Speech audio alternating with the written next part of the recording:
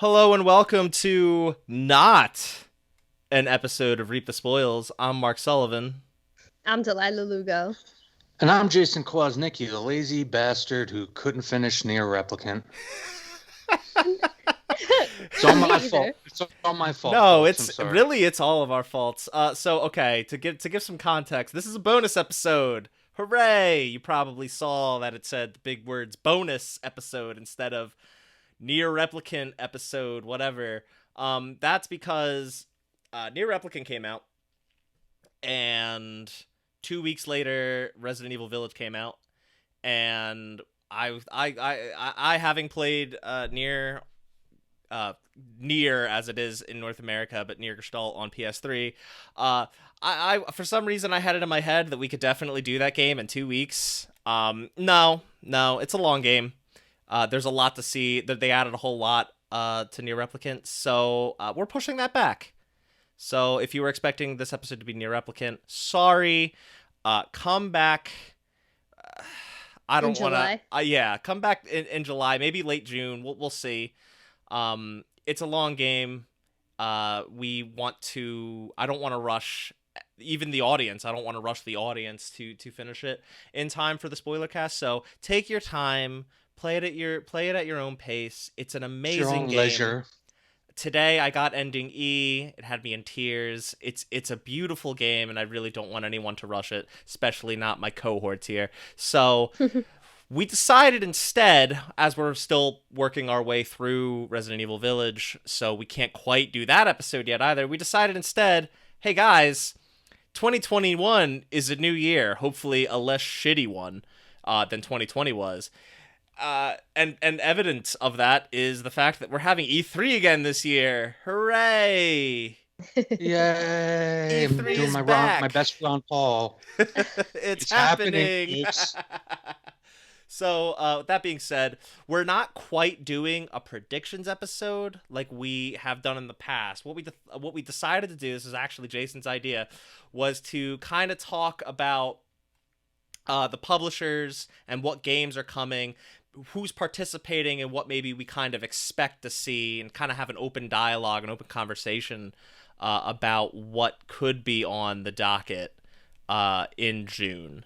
And also, I guess, throughout the entire summer, since Jeff Keighley is still doing his Summer Game Fest thing, even though E3 is happening. Which Yeah, is kind it's of gonna be a weird. mess. Yeah.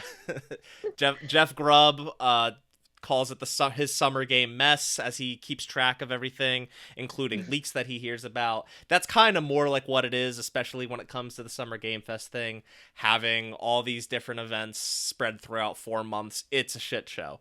So, Yeah, but before we jump into the E3, I don't know if we made it clear that we're doing Resident Evil Village as a yeah, spoiler cast in June, so it's not like you're not gonna get Reap the Spoils in June. It just won't be Near Replicant. yeah.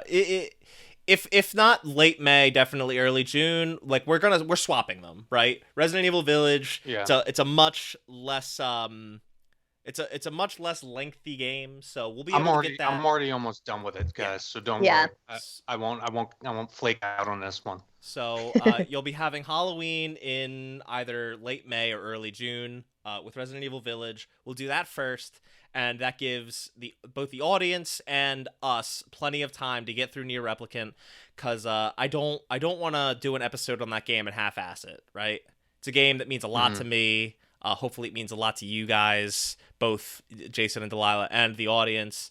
I don't want to just rush through that and do a half-assed episode. I really want that episode to be like our Near Automata episode, that we got a lot of good reception on that one, and I felt like we really dug deep into that game, and I don't want this to fall short of that. So Yes. we'll be doing Resident Evil Village next and Near Replicant after, but first we're doing this bonus episode. So put your pants on, get your beers ready, let's go. Hold on to your butts. Hold on to your butts. Thank you, Samuel L. Jackson. Does this character have a name in that movie? Yes, I can't remember it Yeah, off the top that's of my that's head, the though. problem. Is like, no, I don't think anyone remembers his character All I in remember Jurassic is Park. he's literally smoking a cigarette in every scene, and he says, "Hold on to your butts." Yeah. Okay, so I figured we'd start things off with our good old friends at Electronic Arts. By the Oh way, boy. Samuel L. Jackson's name in that movie is Ray Arnold. That's right. It's Arnold. Ray Arnold. Um, had to fact check that real quick. Not even Oh yeah, fact check that's it, just right. check it. Because when she finds his arm, she's going, Dr. Arnold Yeah, or yeah, Mr. Arnold. yeah, Yeah. Now I remember. yeah. Yeah. Um. Okay, yeah. So we're gonna start off with Electronic Arts, and what I've done leading up to this episode was I looked at the list of participating publishers and a few that aren't technically participating in E3, but they're gonna show something around that time. So we're gonna run down the list of these publishers and kind of talk to some of the games that they've announced before, some things that are rumored, some things that you can kind of expect from these studios, from these publishers, and these developers. So yeah, we're gonna it's just gonna be a big long conversation. Yeah. So let's talk about EA. I mean, let's talk about the it's kind of like. No, go ahead. no, go ahead, Delilah. I was just gonna say, I feel like with EA, the last time E3 was a thing, which was before 2020, all they talked about was sports games and Apex, and we had that one short gameplay trailer of Star Wars, right?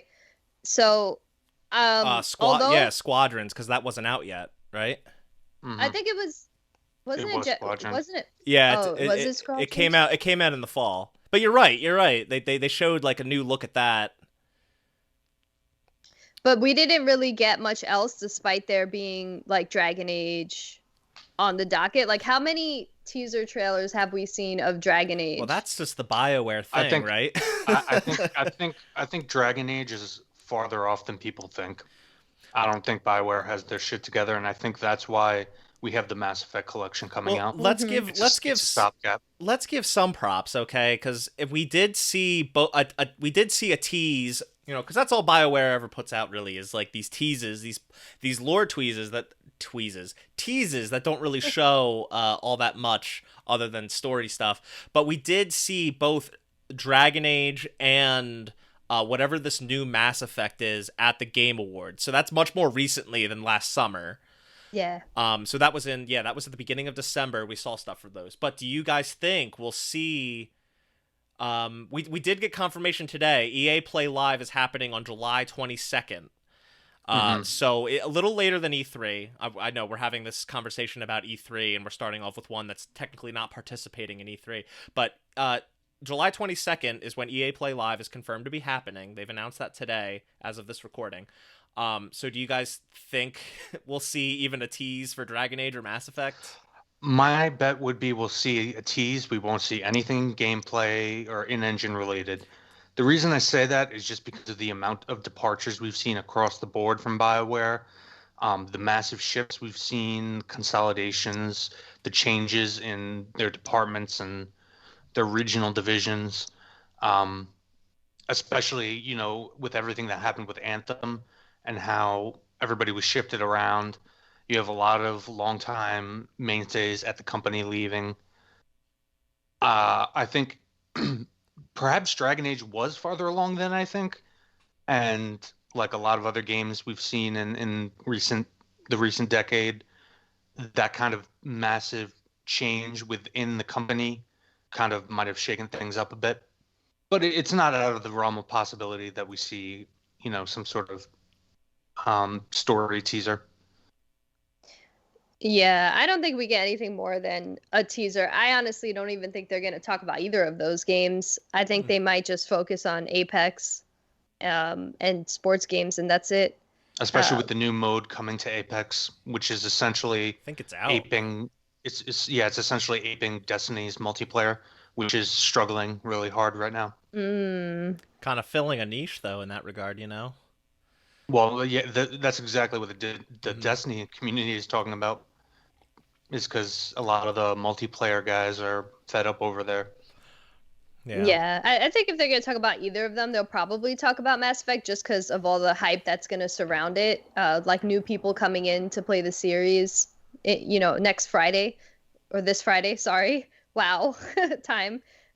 So yeah, there might be some hype off of Mass Effect, and people might ask about it more. So maybe they have to show something, even if it's a small teaser trailer. But I honestly think I forgot they announced a new Mass Effect game. Yeah, Yeah, that's what I was I talking completely about forgot about at that. the Yeah, Game yeah, yeah. Awards.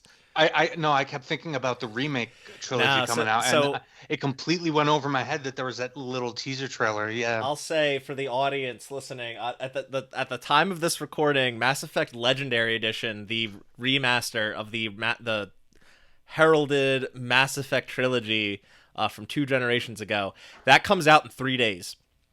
yeah. So by the time this episode's out, that probably will be out. If I had to guess, I'd say this episode will be out by Friday. So it'll be out the day that trilogy comes out. So like when I'm talking Mass Effect, I don't see them having like some sort of accolades trailer like, oh, the fucking trilogy that we put out, almost a decade ago. It's or no, over a decade ago at this. No, 3 came out 2012, right?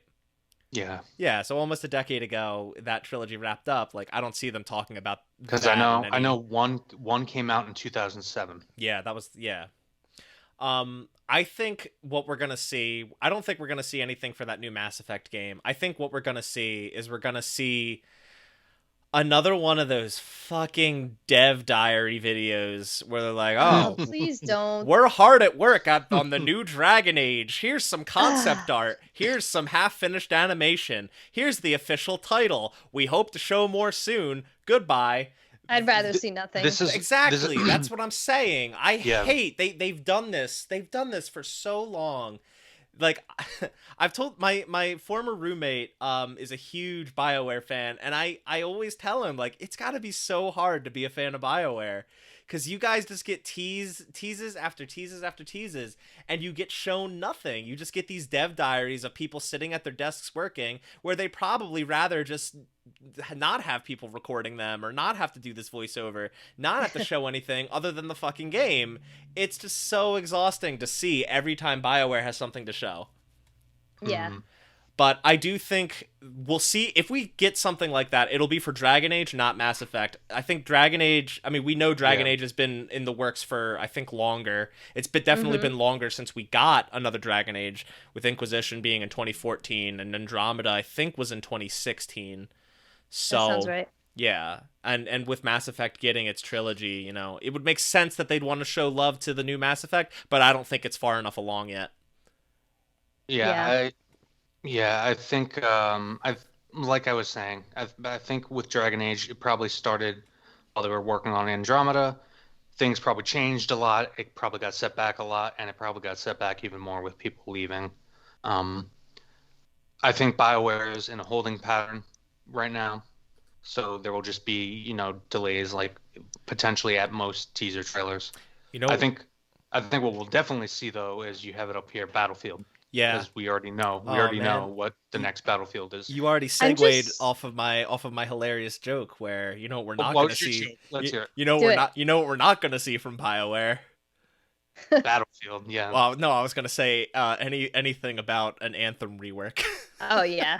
Yeah. That's been crumpled up and thrown in the can. Yeah. But go ahead. All no, right. Battlefield. Well, yeah, we already know they're going back to kind of that Battlefield 3 era. It's just going to be modern warfare. That was at least, I'm pretty sure they confirmed that. I think it just came. I think they want to get away from Battlefield 5, basically, as fast as they can. I think the sequence of events was some screenshots leaked. They confirmed that they were legitimate. So whatever I didn't even look at the screenshots, to be honest with you. Neither did I.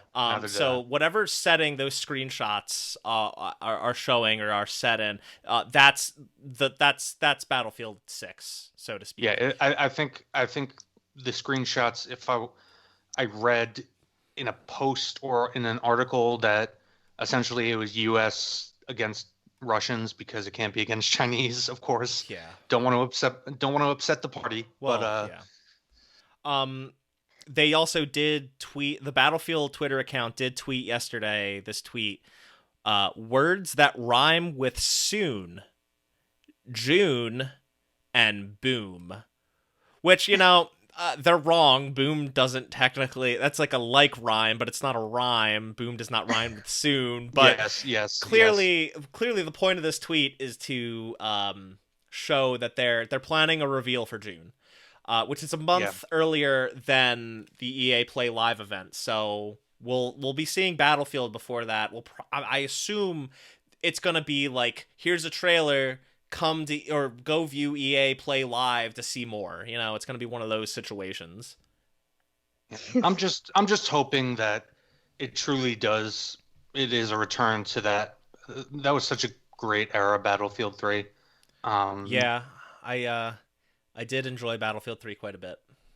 I worry how even going back to like that era of when Battlefield was high, I wonder how it's gonna stand up against all the battle royale shit that we have going on now. I think there's a hunger for old school Battlefield. That's a gap that if they fill it correctly, will do very well. I mean, even with all the controversy surrounding 5, it still did relatively well. I mean, I personally, and I know a lot of people in the Battlefield community, had issues with kind of the seasoned way they approached rolling out the content.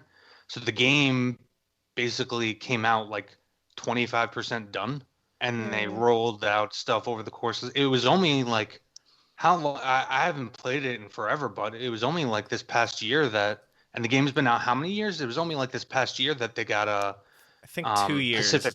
It's been out. Are you sure only 2 years? Thought it was longer than that. I'll fact check. Keep talking. But I think it was only last year that Battlefield 5 got content for the war in the Pacific with the Japanese, like Iwo Jima and all that. Wow, that's surprising considering it's a World War II shooter. Well, yeah, that's what I'm saying is like they rolled out all the both single player and multiplayer content in terms of like maps and campaigns and all that. It was just a weird way of approaching the release. I mean, it's unfortunately not that uncommon nowadays in the industry, but yeah. You're kind of correct. It came out in November 2018, so like 2.5 years. It's going on 3 years come November. I didn't realize it was that long ago. That's surprising. Also of note is that Battlefield 5 is a PS Plus game right now. It's probably having a resurgence in its player base because of that, which is pretty cool. If you're thinking of scratching a Battlefield itch in anticipation of whatever the next one is, I assume it'll be 6, but I don't. Ever since Battlefield 1, they kind of fucked their numbering. Yeah, and it's sad because I've looked at some gameplay vids of the Pacific Island content, and it looks awesome. I just haven't gotten around to trying it out, but if that had been there on release, I would have been all over that. Along with all the other stuff they've released along the way. Yeah. All right. Pivoting off of Battlefield, just a couple other small ones for EA until we finish off with some big stuff. Did you guys? I'm sure you have, and you probably just forgot about it. If anything, Knockout City. Do you have any? Definitely forgot about it. Yeah. They showed that game, and then it was in a Nintendo Direct shortly after its reveal. If not a proper direct, it was one of those third-party directs, partner directs, I think they call them. It's like a competitive dodgeball game. Okay, now I know what you're talking about. Yeah. They showed that in one of the State of Plays as well, I think. Yeah, they did. I feel like these funny competitive multiplayer / battle royale with a twist that's becoming as saturated a genre as battle royale is. Yeah. I mean, and it's interesting considering EA is publishing Knockout City after they published Rocket Arena, if I'm remembering the name correctly, which was a complete and total failure. That game came out and landed with a massive thud to the point where I think a month later it was down to like $5. And it's a shame because I thought it actually looked kind of interesting, but apparently the balance is just totally all over the place. It's completely imbalanced, and it's just seemingly not a very fun game. Not to say Knockout City is going to be like that, but go ahead, Delilah. No, I was just gonna say I think Knockout City needs to be free, for people to try it. Who knows? Maybe it'll be the next PS Plus game. Yeah, or like one of those EA, free games that they give. I mean, it could launch right into EA Access, and therefore it'll be on Game Pass. So I don't know. Yeah, we're gonna start to see more and more games go in towards that free to play model. It's kind of, I don't personally like it, but Skate 4.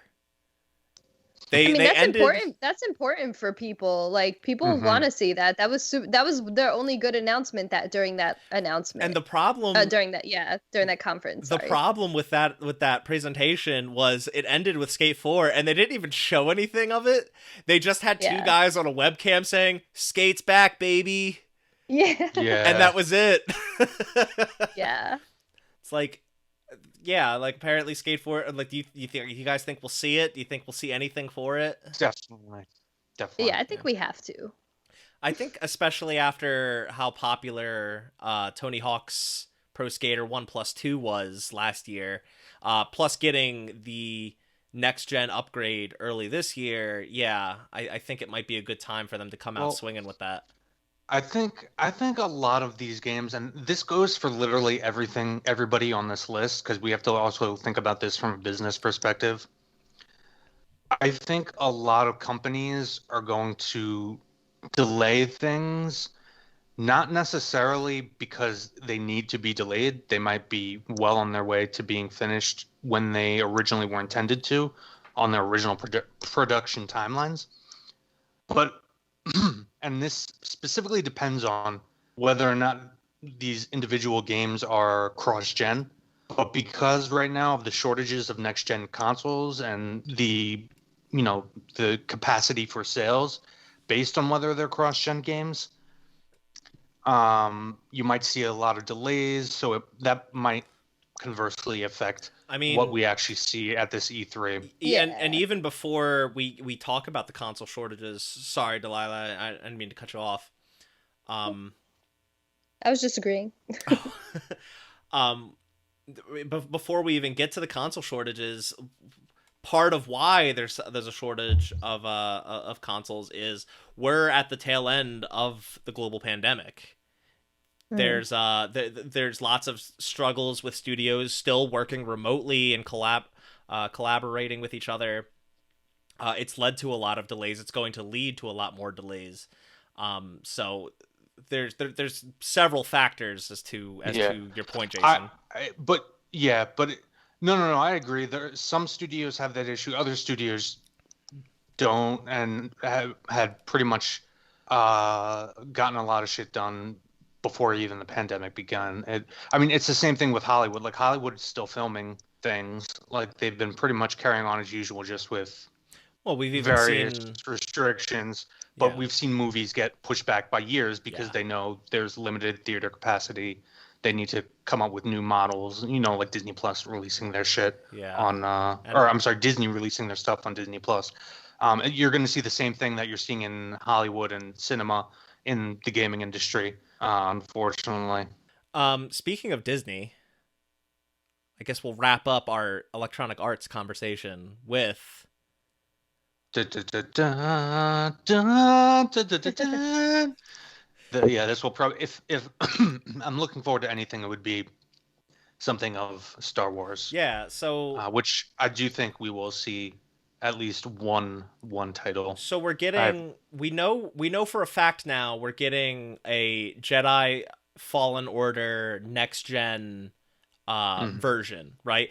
Earlier this year they released a next gen patch that made the last gen version run better with enhancements on the new generation's hardware.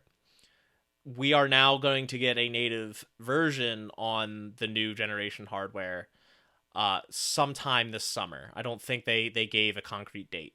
So we know that's coming. But do we think that's to ramp up to some sort of tease at a sequel to Jedi Fallen Order? No, I think that's a ways off. I think if anything, um, obviously the people developing these games they're not like under the direct they're not under the direct command. They're not like necessarily synchronizing everything with Lucasfilm or Disney. Um, but if you're familiar with the going-ons at Lucasfilm and Disney, you know a lot of shit's in flux right now. One thing, and there were rumors regarding this, and would I would tend to believe them, is that there is a Mandalorian themed game. Well, there was a game in development that they were able to pretty easily switch over to a more Mandalorian themed game that I would be willing to bet my bottom dollar that we'll see this year. But At least a teaser of it. But if I'm remembering the same rumor, I believe that was under a different publisher from EA, wasn't it? I thought it was EA. I thought they were working on an adventure game that they switched. I might be wrong about that. This was a while back. Here, I can look that up while you guys vamp. Delilah, do you think we'll see a tease for the next Jedi Fallen Order?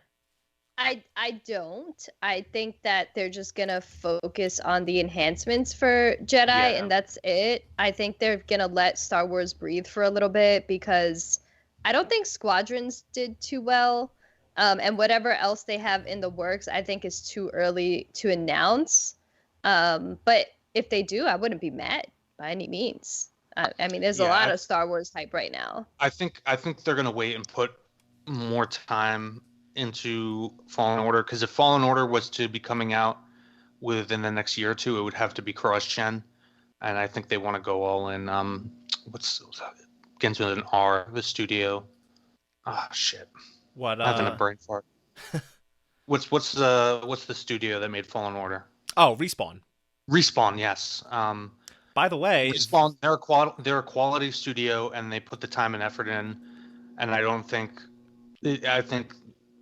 there's been enough time for that to really have come to any place where they would be willing to show off a full gameplay demo. I don't think they would half-ass it and show just like a CG teaser. Yeah. Plus, I think they really want to be mindful of where they want to go, either with Cal Kestis or whatever other. Right.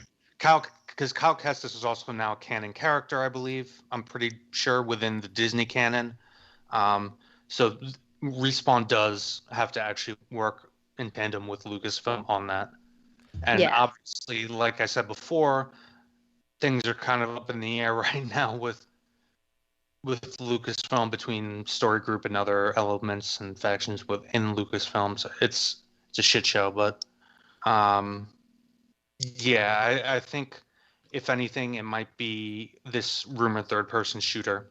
But have you found it yet? If it's the same if it's the same. So EA? the rumor has actually had an update since I last saw it. So the rumor was actually because anytime Phil Spencer at Microsoft does any sort of live stream or video where he's on camera, he the set shelves behind him he always decorates in cheeky ways, and he's got a Mandalorian. Well, somebody had saw that a Funko Pop figure thinking it was a Mandalorian. Turns out it wasn't a Mandalorian, but they still confirmed that they know that a Mandalorian game is in development. So it might not be at Microsoft Studios. It might be at Microsoft. Who knows? For all we know, it could be, not to get to it too soon, we'll jump back to this when we get to this publisher, but it could be the open world Star Wars game in development by Ubisoft. So, because we know very little about that game too.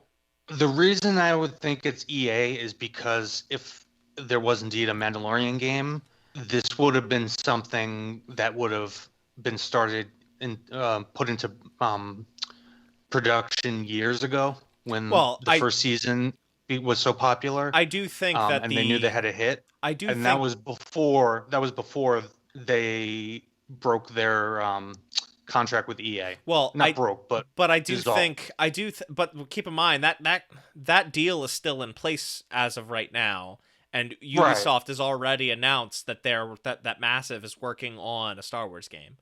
So I thought they just announced that they weren't renewing the deal. That's what I'm saying. No, I don't think so. I think it's very possible that it could be anyone. Okay. But I mean, it's fine if you think it's still going to be EA. I can't really prove you wrong or right. You know, This is pure speculation on my part. Yeah, I'm just thinking in terms of the timeline. This if they were doing a Mandalorian game, I would guess that once they saw how popular the Mandalorian was when the first season came out, they would have been like, do this. Yeah. No, I don't disagree. I honestly don't want Ubisoft to do one. First of all, I mean, we'll get there, right? Yeah. But Ubisoft has so many things delayed indefinitely. And second of all, even the games that they have, they all are the same. And I'm sick of it. You know, as a person who likes those games, for the most part, I'm sick of them. I don't play most Ubisoft games because of exactly what you just said, Delaila. And it's all of them. It's not just a few. It's every single one that they release is like that, except maybe The Division. And even that has an element of that. Once I saw, like, I was kind of interested in Immortals Phoenix Rising, formerly Gods and Monsters.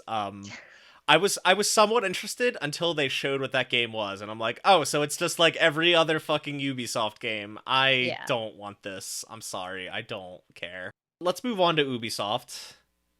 Or Ubisoft, it's Ubiquitous Software. I always pronounce that wrong. I guess let's start with Assassin's Creed. Delaila. I don't want it. I don't want to see shit. Did you beat Valhalla yet? Why don't they just... Huh? Did you beat Valhalla yet? I platinum Valhalla. Oh, did you? Okay. And fuck that game. Christ. I mean, I feel like you were streaming that for forever. Let that team go and like go into a cave for 4 years and just rethink everything about the series. Well, I would love for a 4-year gap. Because at this point, it's basically third-person Skyrim with slightly better animation. All right. Like, so here's the problem with that, right? And I pulled up the release calendar for Assassin's Creed. All right, we got Syndicate. I'm just going to go 5 years back. Syndicate came out in 2015, and then that was when they did their first 2-year gap. And I think in between that 2 years, that's when the movie came out, and the movie was really bad. I forgot about that. Yeah. But Syndicate came out in 2015, and then we got Origins in 2017, which was a huge departure for the franchise and kind of revitalized it in the sense that it changed a lot of things up from what I understand, the better. A lot of people were really positive on the direction that game took the franchise in. And then a year later, so Origins was 2017, a year later in 2018, that's when we got Odyssey. Again, really positive reception on that game. Greek mythology. It was Greek history. It was Greek history, yeah. Well, there was some. I think the DLC had a lot of mythology involved, but you're right. You're right. It's Greek history, primarily. But I think the biggest issue or complaint with that game was that progression took too long, and it was just too long of a game, too padded. They tried to monetize the progression. Yeah. Basically, they made it really long and arduous because they were selling the progression if you didn't want to actually do it. Yeah. And then we got another 2-year gap, another 2-year break, and then we got Valhalla last year. Which, I don't know, if Delilah's streaming schedule is any indication, yeah, that game seemed like it was way too long, too. Because I feel like Delaila, you were streaming that for fucking ever. Yeah, it's very padded. Yeah. But it did make some changes from Odyssey. It did feel like very different. Okay. But it was still very padded, which is a huge issue. So I guess, yeah, that the question is, Valhalla was the result of another 2-year gap with, I don't think, any other supplemental material in between. Do we think that we're going to get another 2-year gap between Valhalla and the next one? Or do you think... my gut tells me yes, because I feel like if we were going to get an Assassin's Creed this year, it would have leaked by now, because they always leak Yeah. usually through Yeah. merchandise. Now, granted, we don't have a physical E3 this year, so there's no physical merchandise to be given out at a convention, but that always seems to happen with Assassin's Creed. They're gonna hold to this same model because it's doing well for them financially. What I would love to see, take a 4-year break, make another fucking awesome pirate game. Let's do it. But that's not gonna happen. That would be Skull and Bones. Oh, speaking of pirate games, speaking of Skull and Bones, it's so great recording on this day because earlier today we got basically confirmation that Skull and Bones, I think, was revealed in like 2017, maybe 2018, has once again been delayed and is not coming out until at least 2022, maybe 2023. Yeah, I don't know what's going on. I mean, a lot of these games are being delayed indefinitely, including Far Cry 6. This is exactly what I was telling you guys earlier. It has nothing to do with the game itself. It has to do with the potential sales. But like, yeah, I don't know. Yeah, to confirm, this game was revealed in 2017. This game was revealed almost 4 years ago. And Jason, I remember you being really interested in it because you were really into the idea of like a naval combat game. Yeah. I'm totally on board with that. Personally, I was on board with it until they started showing a Kraken. And I was like, oh so it's going to be unrealistic? Wait. That sucks. Are you fucking... Is that for real? I only remember watching the first trailer. Fuck. Yeah, they showed a trailer where there was a Kraken, and it kind of soured it a little bit. Kind of soured it a bit for me. But yeah, like the game was revealed in 2017 at E3, and has just gotten delay after delay after delay. We've barely seen really much of it since then. It's almost in development hell, I'd say. And now it's getting pushed again. I don't know that this game is ever coming out at this point. Yeah, I wouldn't be surprised if they just scrapped it. That wouldn't be a bad idea either. I mean, maybe they're just biding their time and waiting for like some inkling on the internet of a desire to play a naval combat game, being like, "Oh, we've got one right here for you." Because I don't necessarily think that that's like we got Sea of Thieves, in 2015, 2016. I don't necessarily think that that's as popular as it was at its peak, probably several years ago. Oh no, it's more popular. Has it? Apparently, is it more popular now? Apparently, according to the threads and YouTube, because they've stuck with it. Rare stuck with it. Yeah, that's fair. And continually improved it. Yeah. Sorry about that, folks. Yeah, I don't know what's going on with that game. Another game I don't know what's going on with? Massive Entertainment, responsible for The Division, has been working on an Avatar game. And I don't mean Avatar: The Last Airbender. I'm talking about Avatar, the blue alien people franchise. You mean the Avatar movie that apparently has like 9 sequels that have been in production for over a decade? One was supposed to be out. The first sequel was supposed to be out by now. James Cameron has made like 2 or 3 movies in the time that he said he was going to make these sequels. So yeah, James Cameron is a strange fellow. Yeah. He's made some great films, don't get me wrong, some of my favorite movies, but Aliens, Terminator 2, but yeah, I don't know. That game was announced in 2017, and like I said, we were supposed to have had the first sequel by now to the first sequel to the original film, the first film sequel. That was supposed to be out by now. It's not. I don't think we've even seen a trailer. You're not seeing that. Don't even. Let's just move on. Well, I mean that begs the question: like, what's up with this game? Are they still working on it? Are they holding it for the movie as a tie-in? Like, what's going on? More importantly, what's going on with Beyond Good and Evil 2? I was going to get to that too. That's more relevant. Yeah, because we're never going to see that Avatar game. I'm just telling you now. Like, that's not even like a bet. That's like. That's just written all over the walls. That's fine, but you're right. Yeah, Beyond Good and Evil 2. That was revealed. Well, that was revealed a long time ago. I And believe to, in to be honest, I don't think we're seeing Beyond Good and Evil 2 for a while, if ever. Yeah, yeah, I I agree. believe Michelle Ancel has retired since then, or since the game was revealed, re-revealed, I should say, because it was revealed in like I want to say 2009, maybe 2010, and then was in development hell until it was re-revealed in like 2017. We've seen it, I think, twice since then, including a playable version of it that was like I guess in a very early alpha phase. Um, and then there was also that E3, I think it was E3 2017, where Joseph Gordon-Levitt walked out on stage to announce this initiative they were having that was kind of scummy. They were kind of asking fans to like submit their artwork or their own music, stuff that they wanted to be in the game, and they could win a chance for their original work to I be in the remember game, that. but they weren't going to get paid for it, Yeah. which Yeah. is like you're asking artists to it's like a for exposure argument. Like it was really scummy to for a major third party publisher to ask of its fans. Do you know why we're never going to see this game? Why? In the modern gaming market, it's too much risk.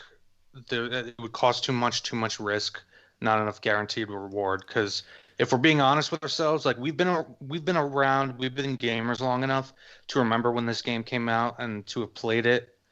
But the modern gaming market, most people don't even know what the fuck Beyond Good and Evil is, This, and the amount of money that would go into it.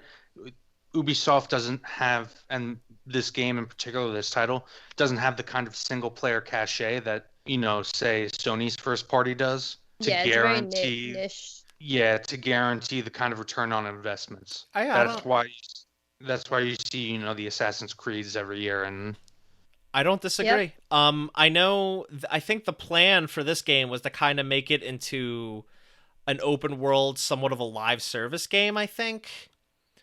And I think maybe maybe that's what their plan was, to make it more lucrative, to make it more appealing to the modern gaming audience. And I will say there is a lot of love for the original Beyond Good and Evil amongst the older generation that played that game when it came out. But I agree with you, Jason. I don't think it is, for how long it's been in development, for how much it's probably costing them. I don't think they're going to get the return on investment they need. But I also don't. I'm not willing to say that I don't think it's ever going to come out. We could run into another situation where it's stuck in development hell for another decade, and then they re-announce it. maybe Do you think that's totally possible. Beyond Good and Evil would benefit from like a remake or a remaster? Yeah. If they're going to do if they're actually going to release a Beyond Good and Evil 2, we'll see a remaster of the original. Well, here's the So thing. as part of the marketing, you would have to do that. Here's the thing. We did get a remaster of Beyond Good and Evil. We got a remaster. That was a while ago, no? It was a long time ago. That was released on the PS3 and Xbox 360. I don't so even it's remember that. it's 2 generations old at this point. That came out in 2011. Oh, damn. So yeah, it's we got a remaster almost a decade ago. So yeah, like I think not a remaster at this point. I think they should probably remake that game, if they want to make that series relevant again. And again, like, Yeah. I'm well aware that there's a lot of love for that first game. It's actually been on my to-do list for a long time, but I don't know what's going on with that sequel. Yeah. It was a huge deal when they re-revealed it. Like the internet was set aflame. Yeah. And you'd think that they would have tried to ride that hype wave a little more. Yeah. Um, I mean, looking at Ubisoft, I honestly think all they're going to talk about is the Division Heartland. Yeah, which we don't. That's going to be the centerpiece. Correct me if I'm Yeah. wrong. We don't really know what that is yet, right? Like They just recently confirmed with like a poster image. I mean, it's going to be the Division in Middle America. But we don't know. Like, we don't necessarily know that it's going to be like the previous Division games. Like, it could be. I mean, we don't know, but like we do know, like yeah, it's going to be the same looter shooter formula, which I'm actually surprised the Division has maintained, the committed fan base that it has and the popularity that it has. Mhm. I always thought it would diminish, and maybe it was just my personal taste. I never thought that it was that appealing, having played it, simply because with my loot-based action RPGs, like I always want a sci-fi or fantasy setting because it's kind of part of the appeal of the progression. It's not just the gameplay feedback, it's seeing your character become a badass. And Yeah. I never found just collecting more powerful M16s to be that appealing. But I don't know, people like it. Yeah, it's true. Um, but yeah, I agree. That'll probably be a big focus for their presentation. Far Cry 6. Will be the other big focus, Yeah. yeah. But again, I don't know if did they confirm is Far Cry 6 cross gen? Yes. Okay, then they'll probably have it out there. And of course, Um, they're gonna focus on Just Dance. Yeah. yeah. I put that on there. I put that in our notes. Not that any of us care about it, but like, yeah, it's I honestly use Just Dance like to exercise, Okay. Exercise, yeah. but I don't really care to see it at an E3 conference because I it's the same game. I've said it. I've said this for years because they always show it the same way. They have some Mhm. big song and dance number with a bunch of people in mascot costumes, and they put on this big thing. And like, I don't understand it because like E3, while a lot of us at home sit there and watch it and enjoy it, um, it's mostly a trade show, right? It's Right. mostly for in the press conference specifically are like a lot for the investors to see what their output is going to be.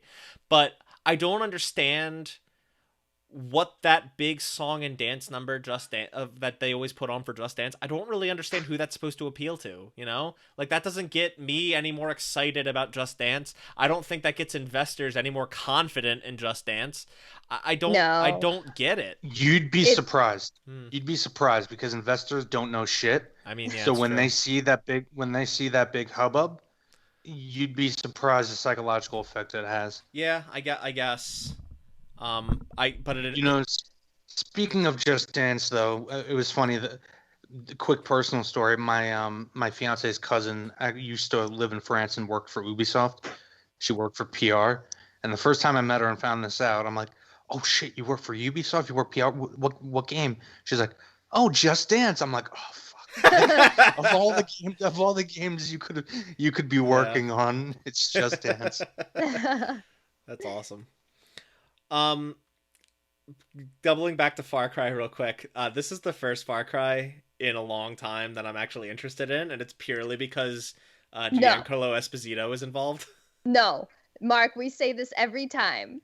The last Far Cry 5 when we talked about like our E3 post-mortem thoughts, Yeah. we were like, "Oh, this setting seems so good and everything." Oh, maybe Jason was more high on it than you, but I remember all of us being like, "This looks really good."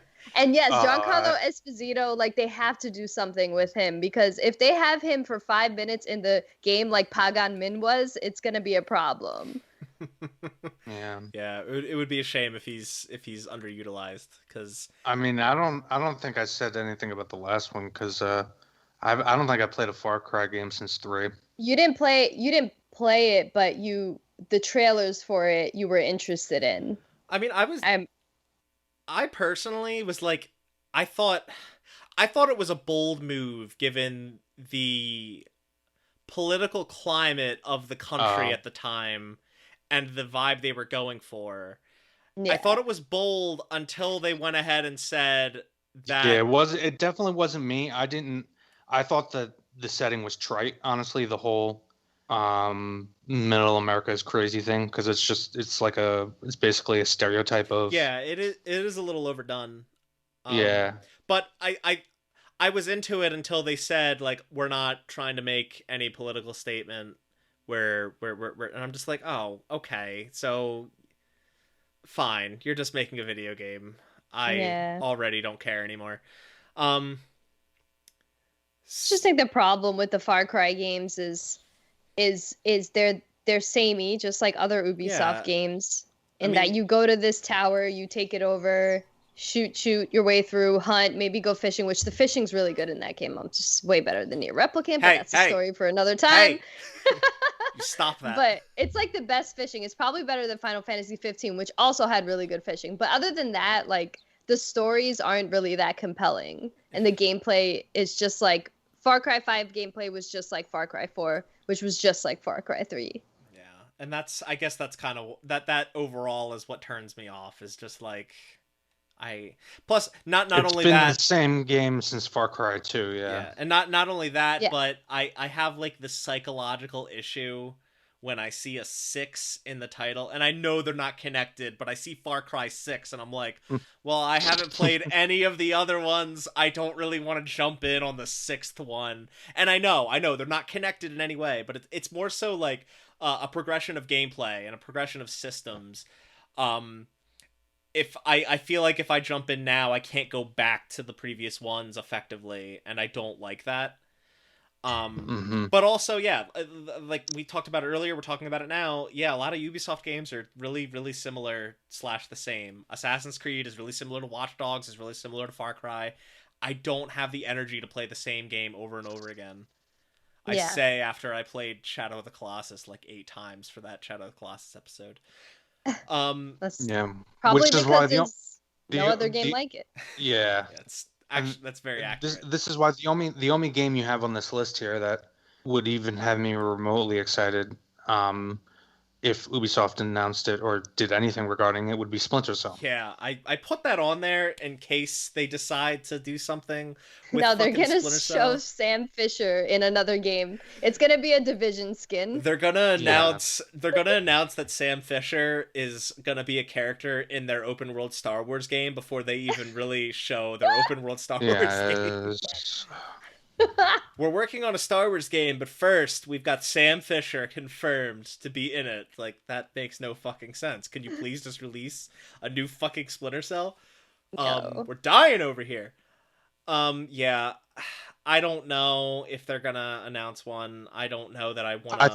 think Splinter Cell falls under that Beyond Good and Evil 2 category where they're afraid it would be a risk, simply because not enough of the modern market is familiar with it. I don't think it would be though, because further than just the brand name and the brand recognition. I mean, but let's not forget It's also the genre, though. It's also the But genre. that's the thing. That's the thing. Assuming Alright. you keep the stealth genre. Okay, we have like Tom Clancy's name on it, right? Like Tom Clancy's name on books, on television shows, on a ton of video games. We've got the Rainbow Six franchise. We've got Ghost Warrior, I think, is another one, which that's also been long dormant, but I think people Ghost care. Recon? Isn't there also like a Ghost Warrior? I don't know. Ghost Recon, though, Recon. there was like the more recent one, and that was really poorly received. Yeah, because they tried to make it into Far Cry. Yeah, but when it comes to Splinter Cell, I mean, we don't really have many. We have games that there's a difference between a game that has stealth mechanics and a stealth game. Right. Yeah. And so I if, think if they tried to make it like the old games or like a Hitman game, then I don't think it would catch on, versus if they tried to go like the Metal Gear Solid 5 route. I think it could be potentially very successful with the mainstream market. I almost disagree. I would take it either way, but I mean, I kind of disagree, because I think Hitman 3, I mean, granted, it was a game that came out at the right time, and it also came out for platforms that were desperately hurting for new video games. Don't get me wrong. I fucking love Hitman. I love those games. Well, what I'm saying is, I have think to recognize it's a niche audience. Sure, I agree, but Hitman 3 did make a big splash when it came out this year, and I think to say that the stealth genre as it stands doesn't really have a market, I don't agree with that. I think if they put out a Splinter Cell that's a true stealth game that's focused on Mm-hmm. stealth and not trying to be something it's not, kind of like Metal Gear Solid 5 was. I would put Metal Gear Solid 5 as less than a stealth game and more as a game that had stealth as an option. Right. I think Splinter Cell. I think Splinter Cell, if it stayed as a true stealth game, I think it could succeed. And I think fans and the market is itching for it. No, I don't think it's going to be like a breakout success like the Division is. Mm-hmm. But I think there's a big enough audience for it that it could do solid numbers for them. I Yeah. agree with you. I just don't think that Ubisoft is there. You know what I mean? Because even their stealth game, which is Yeah. Assassin's Creed, is now just a game that has stealth in it. And I We feel also- like they're yeah. scared to go back to just pure stealth. Yeah. Yeah, we have to keep in mind that, like, Mark, I would agree with a lot of what you just said, but I'm trying to think about it from Ubisoft's perspective. No, that's fair. That's fair. And they don't a lot of these people, the bean counters, don't understand the gaming market. Yeah. They look at what's making a lot of money, and the things that are making the most money tend to be the most mud genre mainstream things that just have a lot of action-y, light RPG, Yeah. big open world elements, the things that Delilah's talking about that she's sick of. No, Like, I mean, hey, what is modern Ubisoft if not formulaic? I totally Yeah. agree and totally understand. I feel like this is, even though I've never played a Splinter Cell game, I want a Splinter Cell game because I just Right. want another stealth focused video game. You know, I feel Same. like I was really high on Metal Gear Solid 5 when it came out, but looking back at that game, that was not a good Metal Gear. It was really disappointing. And from both a plot and lore perspective, but really from just a gameplay perspective, Mhm.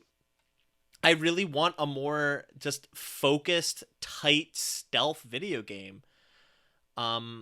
Admittedly, I really need to give the Dishonored's a try because apparently Dishonored is exactly that, and I haven't really Yes. given It them is. the time of day, unfortunately. It is a very good. I feel like that's the last proper stealth game I played was Dishonored 2. I guess let's wrap up Ubisoft with a few quick fire ones. The Prince of Persia: Sands of Time remake, that's been getting consistently delayed. The reception of that when it was revealed was pretty lackluster. It doesn't really look much like a remake. Like let me correct myself. It looks like a remake. It does look like looks like they've remade all the assets. They're doing motion capture. They're doing new voice acting and whatnot.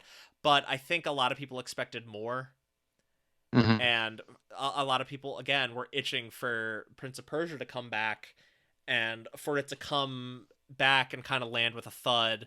It's pretty clear why they've continuously delayed it. Do you think That's probably why they're also scared to do Splinter Cell because Yeah. everyone wants it, but then when you get the trailer, it's like, that's not what I wanted. But I Yeah. guess the question is, and there's no right answer to this. Like, what does that say more about? Does that say more about the audience, or does that say more about Ubisoft as a development team? I think the combination. I think Yeah. we have these visions in our head that aren't as easily to execute in development. But also they could kind of listen to the fans and try their best. Maybe this was them trying their best, though. I don't know. Or it could have just been them like throwing something together based on the IP. Yeah. We'll see if and when it comes to fruition. Riders Republic. This was that like. It was one of their extreme sports games that they showed that was like a bunch of it looked like a spiritual successor to Trials, and it was a bunch of like cyclists like going down mountains and doing like extreme stunts on bikes and shit. I don't know. Do you guys care about this at all? No, but people like Trials, Yeah. though. Yeah, So. I have heard really good things about Trials. I think I played a little bit of one of them and enjoyed it. I have a feeling you'll see something about this. Yeah. Simply because it falls under that category of sports slash, I'll just say sports games, Yeah. that are generally easy to kind of, I'm not saying they're bad games, but just to use the proverbial term, they're easy to shit out and make lots of money from. So, Mhm. And the last thing, we talked about it a little bit already, but Massive Entertainment, the developers of the Division and whatever this Avatar game is, they're also working on an open world Star Wars game for Ubisoft. Do you think we'll even get the title of it? Do you No, think we'll get a teaser? Nothing? No? no. Like I No, said, too much is that in flux with Star Wars right now. Well, here That because they've got a lot of this has to synchronize, um, with lore, with the story as it's being presented in other mediums, and too much is in flux with what's going on over there, um, as well as the fact that we don't know, like you said before, we don't know what's going on contractually. yeah. Um, this game could get canceled for all we know. It could already be canceled for all we know. I doubt that, but I really doubt that. But I do think the most we'll get the most we'll get is some sort of title. Like they could do the EA thing where during EA's press conference, Andrea Renee goes up to Vince Zampella in the fucking God. audience and just says, "What can you tell us about the new Star Wars game Respawn's working on?" No, she's preggers, dude. She can't be doing I'm that. I'm saying though Actually, that they she could. can because it's it's digital. whole show. What I Well, it's digital, but poll show people actually like pregnant women more what on stage. Okay, what I'm getting Really? at though, oh Mhm. God, Jesus fucking Christ. What Sorry, I'm go ahead. what I'm getting at is they could just be like, yeah, the title is this.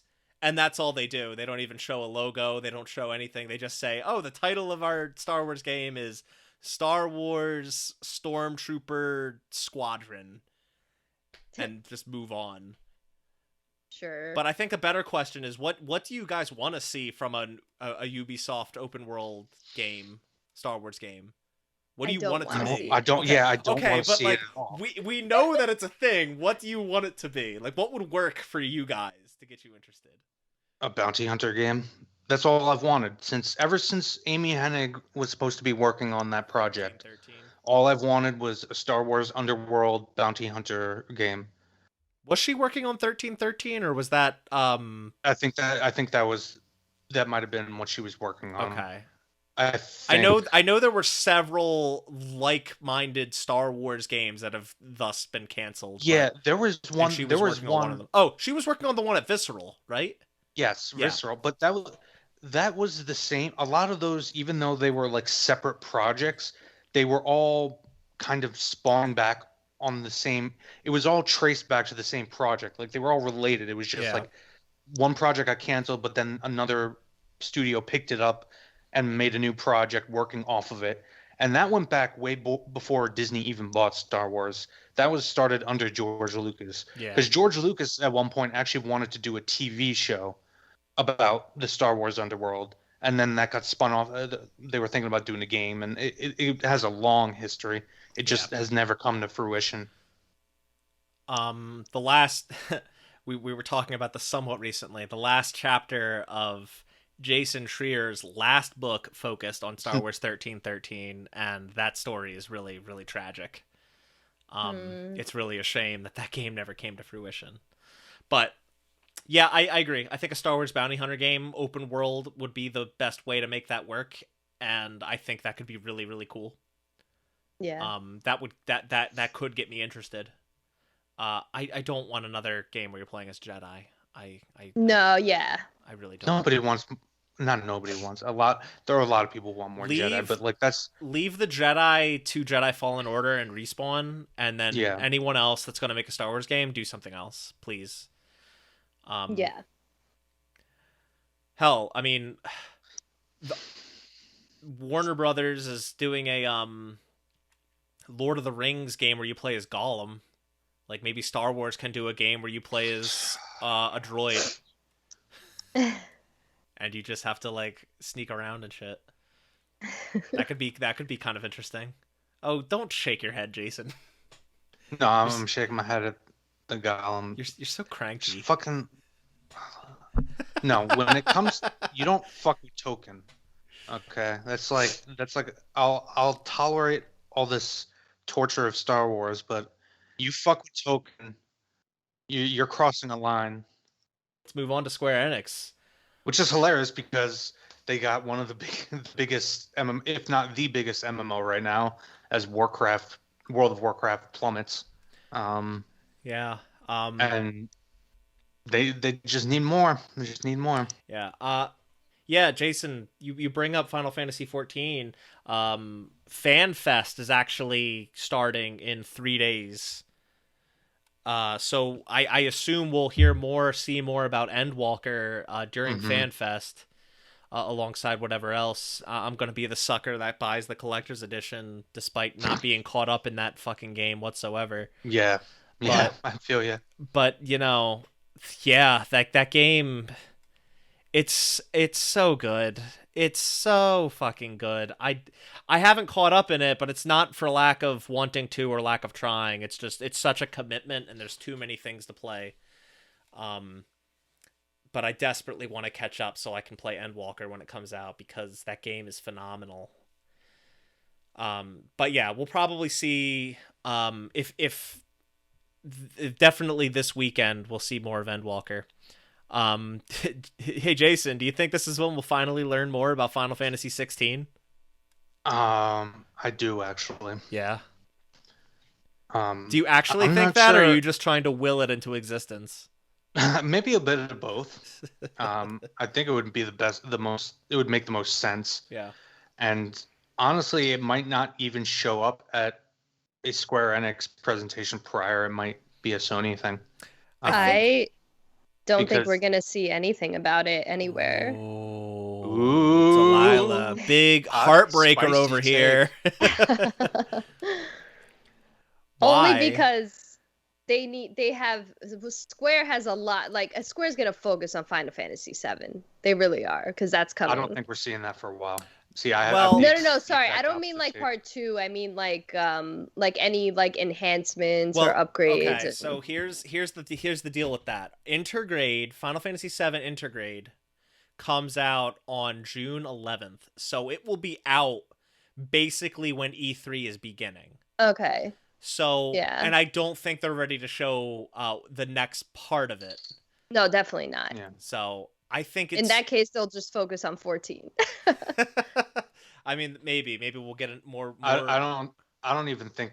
I think Endwalker, maybe there'll be a trailer. I think, like Mark said, they'll focus on it at FanFest. Yeah. I think 16. They've been saving for E3. When it comes to Final Fantasy 14, they tend to do it on Final Fantasy 14's terms. They do most of their 14 announcements during live letters with the producer, FanFest, and their own things. They don't typically hold that stuff for Square Enix presentations. Kind of the opposite of how Bethesda's approach with Elder Scrolls Online. They would always show Elder Scrolls Online stuff during their own press conference. It's like, guys, no one watching this cares about Elder Scrolls Online. You'd be better off keeping that separate and independent than showing it during your conference proper. This is part of the reason why the fans love Yoshi P, and they're so excited for him to be in charge of 16. Yeah. Now, as far as 16 goes, we were told more information would come this year. Don't know when. Have no idea when. But more information's coming this year. So I think E3, that's the most peak hype point generally for the year in terms of video game announcements. I think it's the right time to show something of it if they're going to show something of it. I also think 16 is closer than we think. If anything, the only reason I think it would be pushed back is because of the reason I stated before. Because of the shortages. Possibly. Because because 16 is next gen exclusive, is it not? PS5 and PC? I want to say yes, but let me check that real fast. And it's also exclusive to PS5, so you don't even have the Xbox market. Yes, it is a PlayStation 5 exclusive. Oh, that's right. I forgot about that. It's timed exclusive though, so it's not forever. Like Final Fantasy 7, yeah. Well, I thought they said it was a console exclusive, but it is coming to PC. I thought Timed. It's a timed console exclusive. Yeah, Oh, said okay. said to be developed for it's also coming to PC, but timed console exclusive. So, as far as consoles are Okay. concerned, it's coming to PS5 only for Yeah. the time being. I don't think we'll see it this. I think we'll see it at E3. I don't think it's coming out this year. No. It's when I said sooner than we think, I meant next year. That's At fine. least I think that was You the mean plan. not in 15 years? Yeah. No. They will never know do a Final Fantasy versus 13 / Final Fantasy Yeah. 15 situation again. Yeah, they know exactly what went wrong there, and they're not. That's why Yoshi P is in charge of this. Yeah. Because he gets shit done. Yeah. But I think the original plan was for 2022, and I think, if anything, if the shortages continue, it will get pushed back because of that, not necessarily because the game wasn't ready. Yeah. Another game that is already confirmed to be next year, Forspoken, which is a game I want to like or be even remotely interested in, but I just don't. It looks really pretty. The movement looks fluid and fun. I thought what they showed at the most recent Square Enix Presents was kind of bad. Because they showed a brief clip of the main character saying, "Is that a motherfucking dragon?" And then they just went and spliced in a bunch of clips of her running through environments really quickly. And it was so incoherent. I just couldn't be interested in it. And the whole, is that a motherfucking dragon thing just seemed very, how do you do, fellow kids? We're cool with the vulgarities and the profanities. It just it seemed so off and so disingenuous. And I just didn't, there was nothing that made me interested in that trailer. And clearly I'm in the minority because the whole internet was blowing up about it. They were all super interested in this character and in this game. And I just don't get it. I don't really get it. I think what's happening with this game is what we're seeing is the traversal looks very next gen. When we think of that that little demo that we saw for the PS5 that showed all the particles and things like that, of all the games that we've seen, Forspoken looks most like that. Well, it uses the Final Fantasy 15 engine. What's that engine called? Luminous. It's using the Luminous engine, which is one of the reasons why 15 took forever. They fucking built that engine, and now they actually. I mean, it's smart of them to actually be using it for something. Yeah. But I definitely want to see more. I'm interested in it just based on the traversal and how good it looks. But the character, it's one thing. I don't know where they're going with the story based on what they've shown. So of course I want to know more. I think what they showed, I feel like they should have held that in their back pocket and waited a little longer until they had more to show to make it a little more coherent, to make it a little more interesting, and kind of eliminate just I feel like they really leaned into shock value on making people interested in that game, and that it just, I know it worked on a lot of people, and it just didn't work for me. And it was kind of just what? Yeah. What's going on? And then it was surprising, yeah. Speaking of that Square Enix Direct, or Square Enix Presents, they revealed the next Life is Strange True Colors. This is a series. I don't want to see more. Oh, why? Because we saw 15 minutes of it at that event. That was the problem with that whole event, right? Was they started off with 10 minutes of Outriders, followed by 10 minutes of Avengers, followed by 10 minutes of the 15 minutes of this. Really, it was longer. They just kept on. They had a small amount of titles that they just spent a lot of time on each one, and it's I feel like the Square Enix, when it comes to their own presentations, need to learn how to pace things a little better.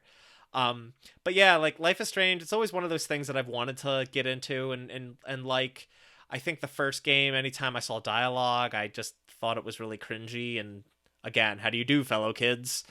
Not something that I'm super into, but like I acknowledge that those are pretty popular games. I guess it's not It's really just on too either. depressing for me. Like I gotta be in a mood to play those, you know? Yeah. I gotta I'm want to not cry. I'm not a walking sim guy, so it's not for me. Okay. Hmm. I don't know that I'd call those walking sims, but it doesn't. Well, they're just like the storybook games where Yeah. you're not really Yeah. doing anything, but you're just progressing a story. Okay. I just for me, I'm just not into them. Like That's fine. philosophically, like I would rather read a book or watch a movie. Like it's not really, in my opinion, taking advantage of the medium. But you, like you said, there's an audience for it. There's a big fan Yeah. base of it, and they're easy to produce. So why not keep from a business perspective? Why not keep producing them? Yeah, and they're really they are really upping their game with this one, in terms of the development of it. I think it's using a new engine. They're doing a lot more mocap and acting in it.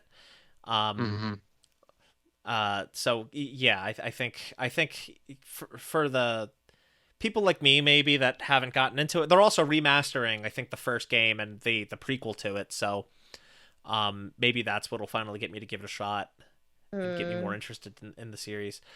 Did either of you play The World Ends with You? No. Mm-mm. So I guess Neo, The World Ends with You isn't on either of your radars. No. The World Ends. It's been on my like The World Ends with You has been on my list of things to eventually get to for a long, long time. Maybe I'll try to do it in time for this, but we'll see. Uh, Go ahead. Of this list, I want to see Babylon's Fall. Like, let's go. Platinum Yo, Games, what's happening? I completely forgot about this game until I was researching for these notes and saw that name and then looked it up and was like, oh my god, Babylon's Fall. Totally forgot about that. Yeah. It's been a long time since we've seen anything. I mean, Bayonetta's still in limbo, Babylon's Fall in limbo, like Platinum Games is just chilling It's because they're right working now. on Nier Automata 2. They're more Oh, busy on that. oh, oh, oh. That would explain the remake of Nier Replicant. um as far as Square, I mean, the only other thing for Square Enix, Project Triangle Strategy, which I really fucking hope that isn't the final name. This is I made by forgot. this is made by the This is same on my team. list. It's made by the same team as of Octopath Traveler. Oh, yeah, It's no. got that similar art style. It's more of a tactics game than it is a like a old turn-based RPG, like Octopath was. I just really hope that they don't stick with that name because Octopath Traveler started as I think Project Octopath, and obviously they kind of kept that. Project Triangle Strategy is a fucking terrible name, and I hope Yeah. that they don't keep that in any way. I think the only other thing for Square Enix besides that, for gotcha mobile game dorks that like me that when I always fall into the pits with them, Nier Reincarnation got its pre-registration put up today, so I pre-registered for that. We're getting pretty high on Nier lately. If anyone's interested in that, go ahead and pre-register. Let's rapid fire through the next few. We got to get to the big ones. We're running really, really long on this one. Yeah. So Bandai Namco, we've got the next Dark Pictures anthology, House of Ashes. We've got Elden Ring, Scarlet Nexus, and Tales of Arise. I think the only ones there, the two big ones that people are really looking at are Elden Ring and Tales of Arise. Tales of Arise is definitely that's going to be on the docket. That just got a release date. Yeah, I can guarantee you that's going to be there at E3. People were kind of mixed on the last Tales entry. Which I think was people Berseria. seem a bit excited. Yeah, people seem excited for this one. The look, the aesthetic. I don't know. I've never really been into the Tales, the battle system and stuff, and who knows? Maybe this will be the one to get me into it. Yeah. Scarlet Nexus. I think you're discrediting Scarlet Nexus a bit because that's made by the same team as Code Vein, and a lot of people were really into that. It was kind of an anime Dark Souls like game. And Scarlet Nexus does look pretty fun. Looks like Astral Chain. Yeah, and it's coming out sooner than than Tales of Arise is. So Hmm. I think they're going to want to. That it comes out actually a couple weeks after E3, so I think they'll probably want to hype that up a bit more to Yeah. get people interested. Here's the big question, right? Do we think we'll see Elden Ring? We Now, better. assuming assuming that George R. R. Martin is actually as involved as it's claimed, then I don't think we'll ever see this game. Specifically because the man, it's been 10 years since his last book, and he hasn't even gotten halfway through the second to last book in his series. He's probably never going to finish that series. He might not even finish the current book. And in addition to that, he just signed a fucking deal with HBO to make I think it's like 3 shows, spin-offs of or A Song of Ice and Fire / Game of Thrones. This man does not know how to fucking just sit down, focus, and finish one thing. If this game is indeed moving forward, or this project, it's not going to involve him to any significant degree. Also, I think after the leaks, the Miyazaki team from Software said that they would not be showing anything anytime soon. But I do feel like they have to, because I feel like people have their eyes on this so hardcore that they're just anything that is even remotely in the works, like any trailer, is going to be leaked before it's announced in the way that they want it to be announced. It's tough. What I don't understand is whenever this game is whenever something new about this game comes up or it's brought up, you hear discussions about it, like, well, Elden Ring fans are really looking forward to it. Elden Ring fans want to see more. It's like, how are you fans? How are there fans of a game that doesn't exist? We've seen maybe 2 trailers tops. We barely know anything about it. No one's a fan of this thing. I can understand saying like a Soulsborne fan, or a From Software fan, or a George R. R. Martin fan, even if you want to go that far. But there's no Elden Ring fans. No one's a fan of that's like being a fan of, I don't know. Honestly, it's not on this list, but like I could more easily see. It wouldn't be published. I don't remember who published the first game. If it was Bandai Namco or Sony, I would be more willing to bet that we would see a Bloodborne 2 before. I knew you were going to say Bloodborne 2. That was published by Sony. Okay.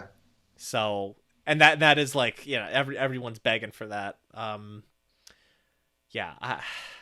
don't think they could have both feet in those games. Like, they had to focus on one or the other. Well, no, that's what I'm saying. Here's the thing: is like, I would be more willing to bet that they have completely abandoned this project in favor of a Bloodborne 2. Well, let's not forget, Elden Ring's been in development since like 2017, and since then we got Sekiro from them, which came out in 2019. So like, it's not like I don't think they can multitask or have enough manpower to work on multiple games at once. Well, do we know it's actually been in development, or did they just announce it? And no, they were in pre-production. I have something up that shows that they showed. Okay, it was actually in development. I wanted to fact check myself before I said anything on the matter, but because they could very easily scrap the project, but keep what they have and turn it into a, I don't know, Dark Souls 4 or whatever their next like dark fantasy project is. Because I'm telling you right now, George R. R. Martin is no longer involved in this in any significant way. That is not even speculative. I mean, it technically is, but like, you're pretty confident. You have to be an idiot to believe that he's involved in it in any significant way, no matter what they put in the marketing. I mean, we'll see. I know they're done with Dark Souls, but like you said, Bloodborne 2 is more likely, and people want it, and I want it. And like I say, we might get an Elden Ring game one day. It won't involve George R. R. Martin. We'll see. Yeah. Probably not this year. I think we're all pretty confident that Elden Ring will not be there. Take-Two is participating, and Take-Two, they had this whole thing where they said that in the next 5 years they were going to release 93 games, and 1 year later they've released no games. Wow. Yeah, I don't know what's going on with Take-Two, and so I'm kind of just put some titles on here as speculative titles. We know that a Kerbal Space Program 2 is coming, but I don't think we've heard much about that. We know Grand Theft Auto 5 is coming to now current gen, but we haven't seen anything about what that's bringing to the table. Honestly, Grand Theft Auto 5 still makes them so much fucking money. I could very well see Take-Two almost becoming like Valve, and slowly over time they just stop making games. And obviously they're gonna have to make like another Grand Theft Auto at some point just to keep that cash cow going. So, I guess to say the least, you don't expect Grand Theft Auto 6. No. I know, maybe very, very much of a stretch. Maybe we'll see something about more Borderlands content. Borderlands 3, that is. Yeah, they are still pumping out Borderlands 3 they stuff. have expansions and stuff coming out. Controversial. They started a second season pass. And a lot of people are really upset about that because they got, the first season pass. They expected to have all DLC after that, but if like the fine print of that was that you get like a certain number of expansions, and they're kind of free to continue putting out stuff and get people to pay for it. So, but I'm sure that that more Borderlands content is there or is coming. I just don't know if and when we'll see it. Here's the one that I really care to know your guys' thoughts on. Do you think we'll see? We know a new BioShock is in development. Do you think we'll see it? No. I wish, but no. Yeah. And this will be the first BioShock without Ken Levine's involvement. Well, Take-Two's having their own conference. I don't know that they're having their own conference, but they are they are a participant in E3 this year. Oh, okay. In some regard. No, I think... Which means they'll probably be platformed if they have something to show on like Microsoft or Sony. I mean, hey, they're supposed to be putting out 93 games in like the next 4 years, so they might have enough to have their own mobile conference. Games. Well, yeah. I think that's the only reasonable way that they can have that many games in that short amount of time. Yeah. I mean, that's not to say Take-Two is like a small company. They're not. They're the parent company of Rockstar. They are a big company. Yeah. But I just think we get like updates for GTA, the existing GTA, maybe even an update for Red Dead Online or something. Well, I don't think we might get a you know what? We might get a tease of next gen Grand Theft Auto 6. Maybe. See, I feel like that they're doesn't gonna feel like. ride. But if we did, it would literally just be the logo. Like we wouldn't even get a location. Yeah. I mean, that just doesn't even seem like Rockstar, Like that's the whole thing about Rockstar is they don't really need E3 or any specific event. I mean, look how they rolled out the announcement of Red Dead Redemption 2. They literally just tweeted out a screenshot of like a red image with a rising sun, and everyone lost their fucking minds. Yeah. Yeah. Like that's all they needed to do. That's all they needed to do. So when it comes to Rockstar, I don't see them announcing anything. Yeah. At least nothing new. Established. Nothing established. Right. Like we could very well see Grand Theft franchises. Yeah. Well, like if they were to decide to make like like an open world samurai game or something, I don't know. It's funny. I just thought of that. I was probably thinking Ghost of Tsushima. But like if they were to come out with a new franchise or a new smaller property, like something like Bully or Manhunt, then that's probably something they would show at in E3. We'll never see. I feel like Bully more likely. Manhunt might be a little too controversial. We'll never see Manhunt again. No. What I'm saying is if they were to make a new game of that like smaller, different, not one of their mainstay franchises like Grand Theft Auto or Red Dead Redemption. I think Grand Theft Auto 5 is likely just because it's like we're supposed to be getting a new version of that game, and that game is almost a decade old. Like I don't think they have any problems with having that somewhere.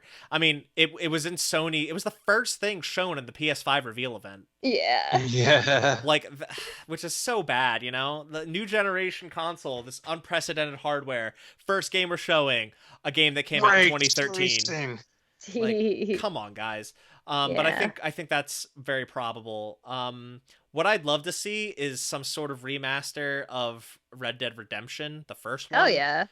So, Let's oh go. my God, I would lose my fucking mind Because I've never gotten to because play I it. mean, because you guys, I think I've talked to you guys before. Like Red Dead 2, I don't think it was a bad game. I just didn't like it as much as the first one Yeah. because the first one just captured that spaghetti western feel way more, in my opinion, than the Mm. second one. The second one had the second one. I mean, it definitely had the western vibes, and it was a very fun game, great, good story. But it felt more like an old 50s like pre-Searchers John Wayne Western where the good guy always won and it was basically like a Lone Ranger and it was just a little drab. I mean, those were still fine and fun, but like it didn't have that, pure desert, Southwestern American, Sergio Leone spaghetti Western feel. Yeah. Mm. At least that was my takeaway from it. But anyway, that's why I'd be so excited for Well, a remaster. I would love to see it. I there was it was a fake. There was a leak, quote unquote, of a Red Dead collection for new generation that had a remake of the first one with bundled with a new version of the second one. It was confirmed to be fake, but like, yeah, that would be great. I'd really Yeah. like to play the first game because I never got to. That would be awesome. Yeah. I I also, think it'd be cool too because this it was a prequel technically, so it'd be cool to like yeah. go back. Mm-hmm. Mm-hmm. Um, and the last thing I guess I'll just touch on quickly. I saw a rumor about it. I don't know how true it is. About a Mafia 4. I still haven't picked up the Mafia like collection that they just recently put out. Yeah. Neither have I. I haven't played any of them. I'm definitely interested. But yeah, I don't know how true that rumor is. Just something I saw. So yeah. I mean, we'll see what Take-Two brings to the table. Sega, they just announced Lost Judgment, which is coming out in September. It's a sequel to Judgment, which is a Yakuza kind of spin-off game. I don't know what's going on with the Sonic franchise, and I don't think we're going to see a new Yakuza this soon after Like a Dragon. So the other thing... I do think we're going to see something Sonic simply because of the success of the first film that came out last year and the fact they're going in full on a sequel. And I think screenshots came out of both Tails and Knuckles. Yeah, Knuckles. Yeah. And they're like going full out trying to use like the deep lore of the Sonic universe because there were like comics and shit in the 90s. To set up some kind of like expanded film universe. And I wouldn't be surprised if they invested in, some kind of new game. Maybe not in the vein of the old games, maybe something more like Sonic Adventures or something of that nature. Did you watch the Sonic movie? I fucking loved the Sonic movie. Are you kidding me? Yeah. Because I grew up.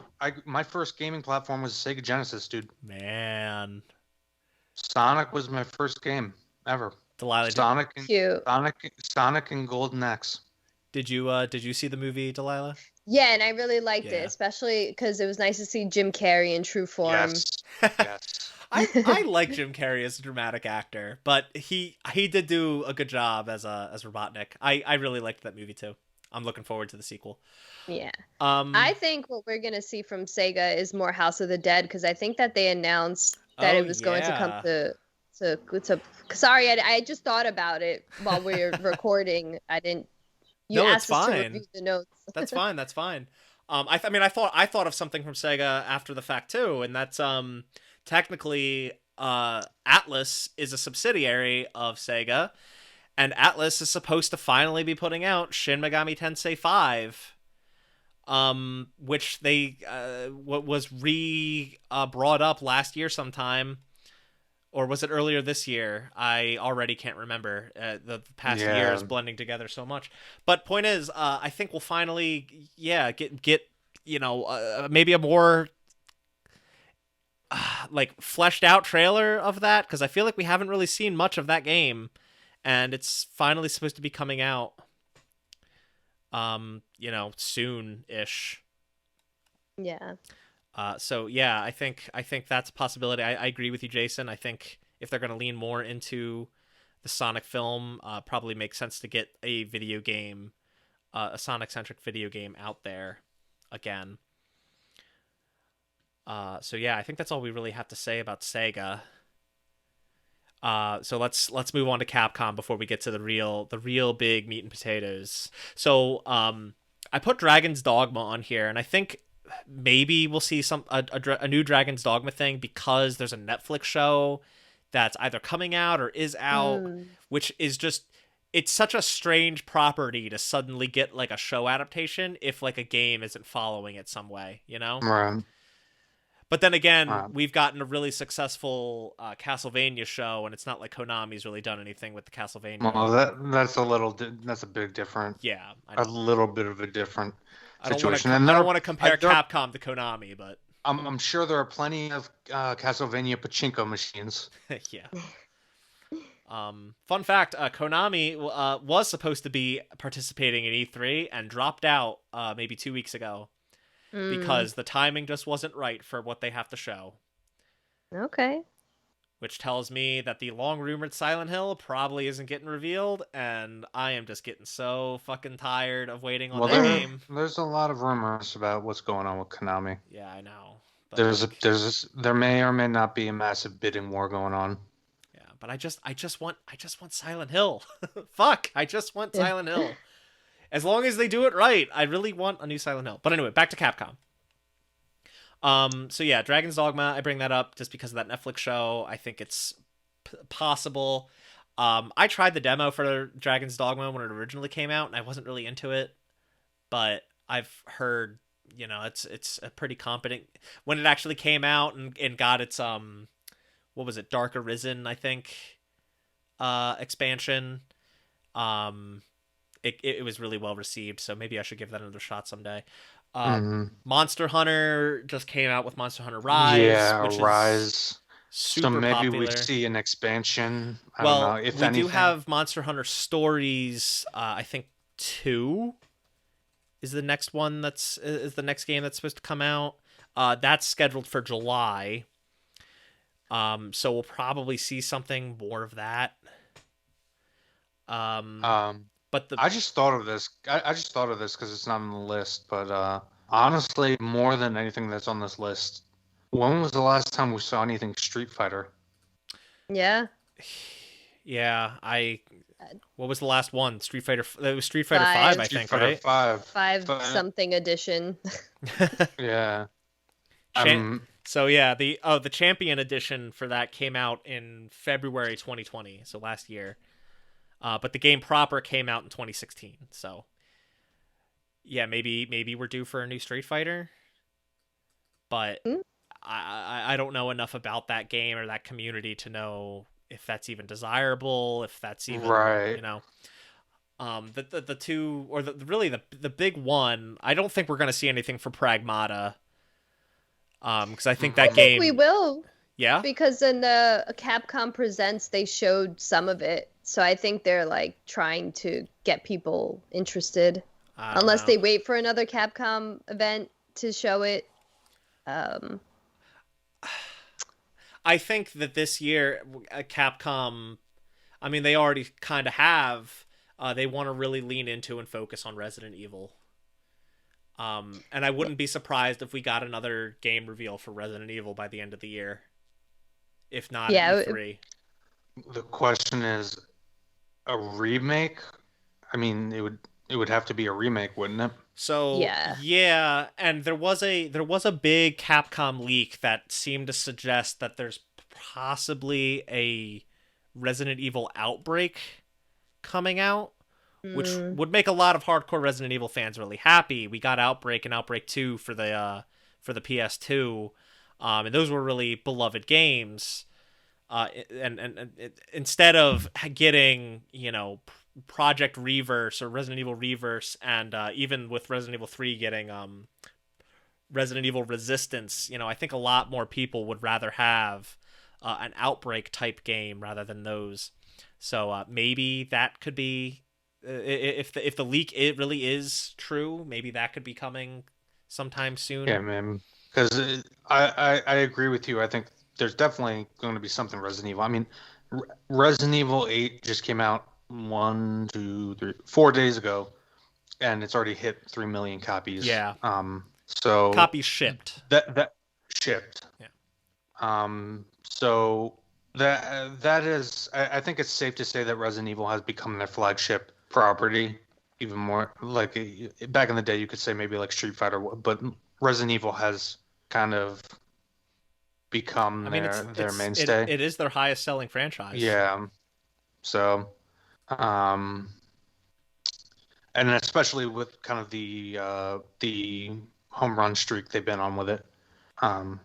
Do you think that a 4 remake is on, or do you think they'll hold that off for a few years? I don't think. I don't know. I don't think they're going to hold off on it for a few years. I don't think they're going to show it yet. I also don't think that game needs to be remade. But from a financial perspective, it still holds. Yeah, that's what I'm saying. I'm not saying I necessarily think it needs to be made, because 4 still holds up extremely well, and it's available right now on PS4. Yeah. And subsequently PS5, but. I think if we see anything from Resident Evil, it's just going to be maybe Resi 8 DLC, or nothing. Well, they'll hold off till Game Awards. I don't know that 8's going to get DLC. Because they seem to kind of, with Resident Evil 2 and 3 remakes, they did kind of address my biggest issues. You know, go back and listen to our Resident Evil 7 spoiler cast.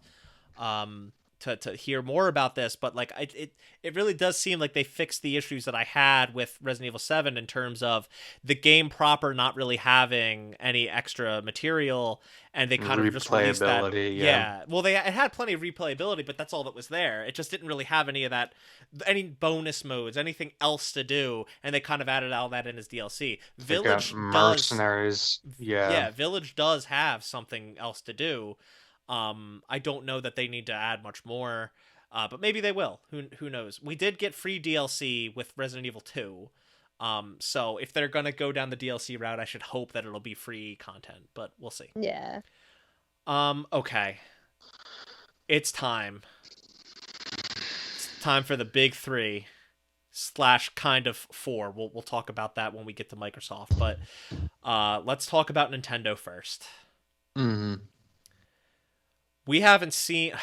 My former roommate is a huge Bayonetta fan, and he fucking awesome series. Yeah, he follows this Twitter account that counts the days since we last got Bayonetta 3 news, and it's been over 1,000 days since we saw anything of that game. Jesus, that's how Nintendo fucking operates, man. It's such a shame. They have so artificial. many... It's a great business model. It works well. Artificial scarcity, but I've been saying for a while. I don't think Bayonetta 3 was revealed at the Game Awards. I think the next time we see it will be at the Game Awards. It's just a feeling I have. Like I don't, there's not really any justification. Like it could realistically. You feel it in your bones. I feel it in my loins. That Bayonetta 3 will not be shown at anything besides the Game Awards, and like I don't know. It's been so long though. It's anything's open. It's a shame. I'm like Bayonetta 3 would be a game that might actually get me to get, or at least get my Switch back from my brother. But hey, there's potentially a new Switch coming out, which actually might be something we see. Forget about games. We might be seeing a whole new Switch. Yeah, really. That's something I should have put on here. I don't think we will. I don't think they'll show it at E3. But like, I also don't know.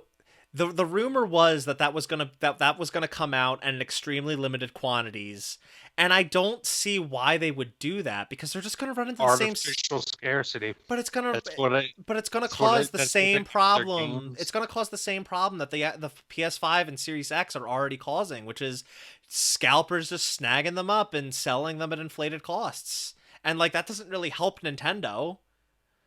Yeah. The difference is Nintendo doesn't care about it. Their whole business model for decades now has been based around that because they know Yeah, they can't. it's not They know they necessarily can't untrue. compete in raw in raw well, dollars is kind of how everything's measured. They can't compete in raw dollar value with Microsoft and Sony.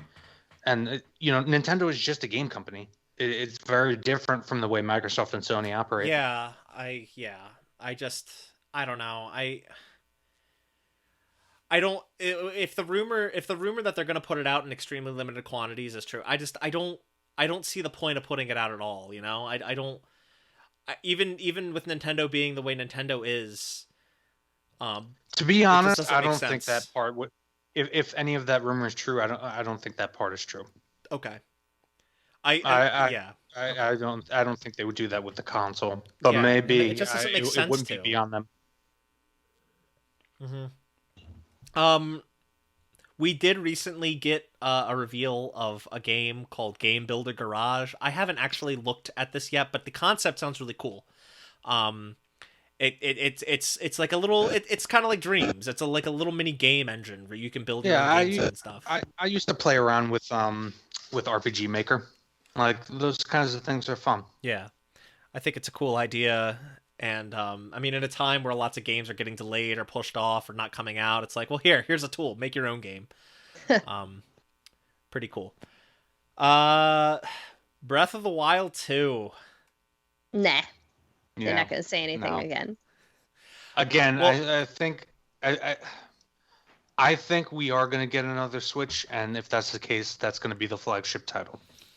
well, And I think Yeah. that's why we haven't seen any more of it. here's what I do think, right? Is this year is an anniversary year for Zelda. Right? Like how last year was the anniversary year for Mario. Mario's 35th anniversary, and they What had is this, like the 30th or is it 35th? 35th. This is the 35th anniversary for Zelda. The original Legend of Zelda came out in 1986. Man, I still got my 25th anniversary shirt. Yeah. Damn. So yeah, Zelda has its anniversary this year. They already kind of started off with Skyward Sword HD, which comes out I think pretty soon. And they showed that, and they also showed off the Joy-Con that are coming with it. So yeah, July 16th this year is when Skyward Sword HD is coming out. So clearly they're going to show more of that. I think they're going to hold off on anything Zelda related, anything else Zelda related besides Skyward Sword. They're going to hold off until, I don't know, August, September time, where they'll have a Zelda Direct, and they're going to show. Yeah.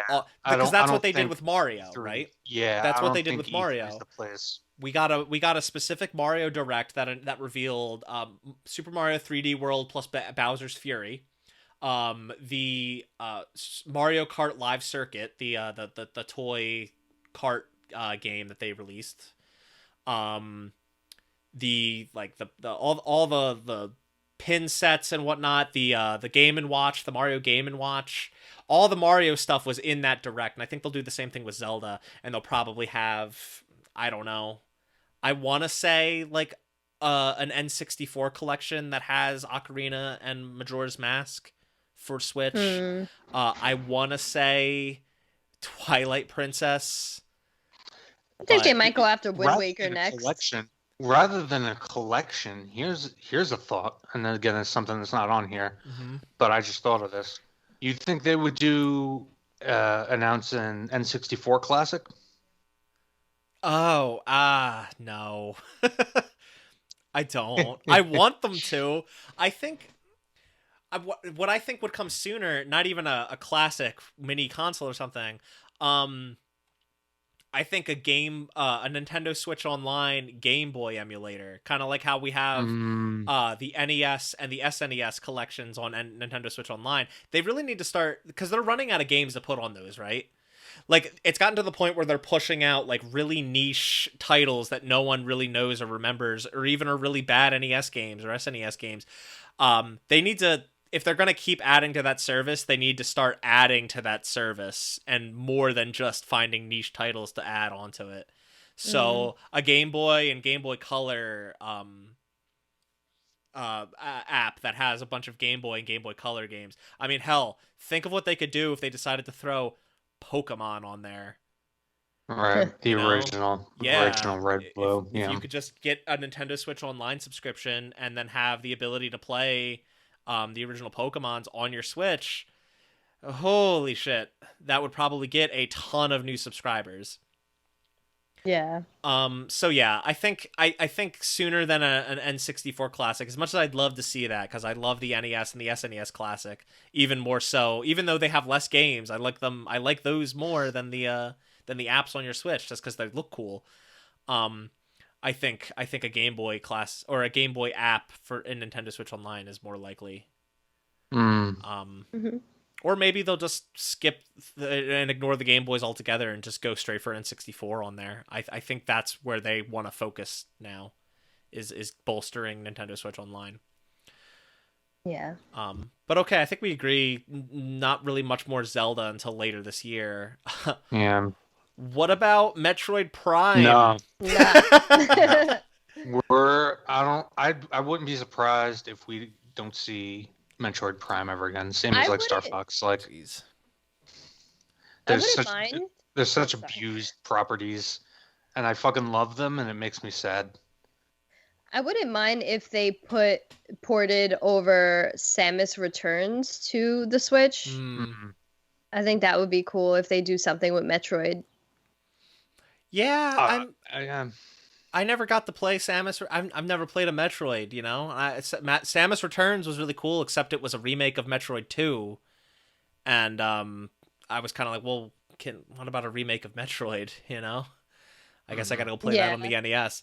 Or I think they did do a Game Boy Advance remake of Metroid. But regardless, that stuff is locked to time. Metroid Prime has had a rocky development. We know that. It's kind of restarted development in the past few years because it moved back to a different team. And there's the long rumored Metroid Prime trilogy collection that's locked at this point to the Wii. It's locked to the Wii. I don't think it actually. I don't think it ever got a Wii U port, so to speak. No, it was locked to the Wii. So like, it would be nice if we got that. Yeah. Be really nice if we got that. Obviously, I don't think they would release that until Metroid Prime 4 was a little more solidified. But yeah, where is that game? You know?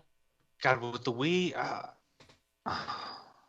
that was one of the sole reasons I kept my Wii around, was because of how much access to like classic shit I was able to get on there. I mean, they re-released in addition a lot to of games. some awesome games. Yeah, like it's just amazing that Nintendo never went back. I mean, again, artificial scarcity. Like I've said it like 4 times already. It's such an annoying business model. Retro Studios did post a job listing as recently as October of last year. So hopefully development is still going okay. Hopefully it's kind of wrapping up in some regard.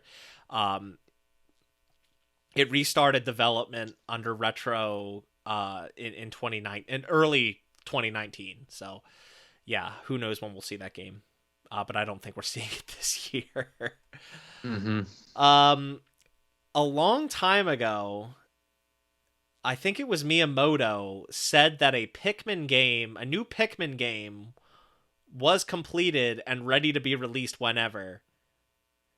And we've still never seen that. So, like, do you think we'll see I mean, they did just release Pikmin 3 Deluxe late last year.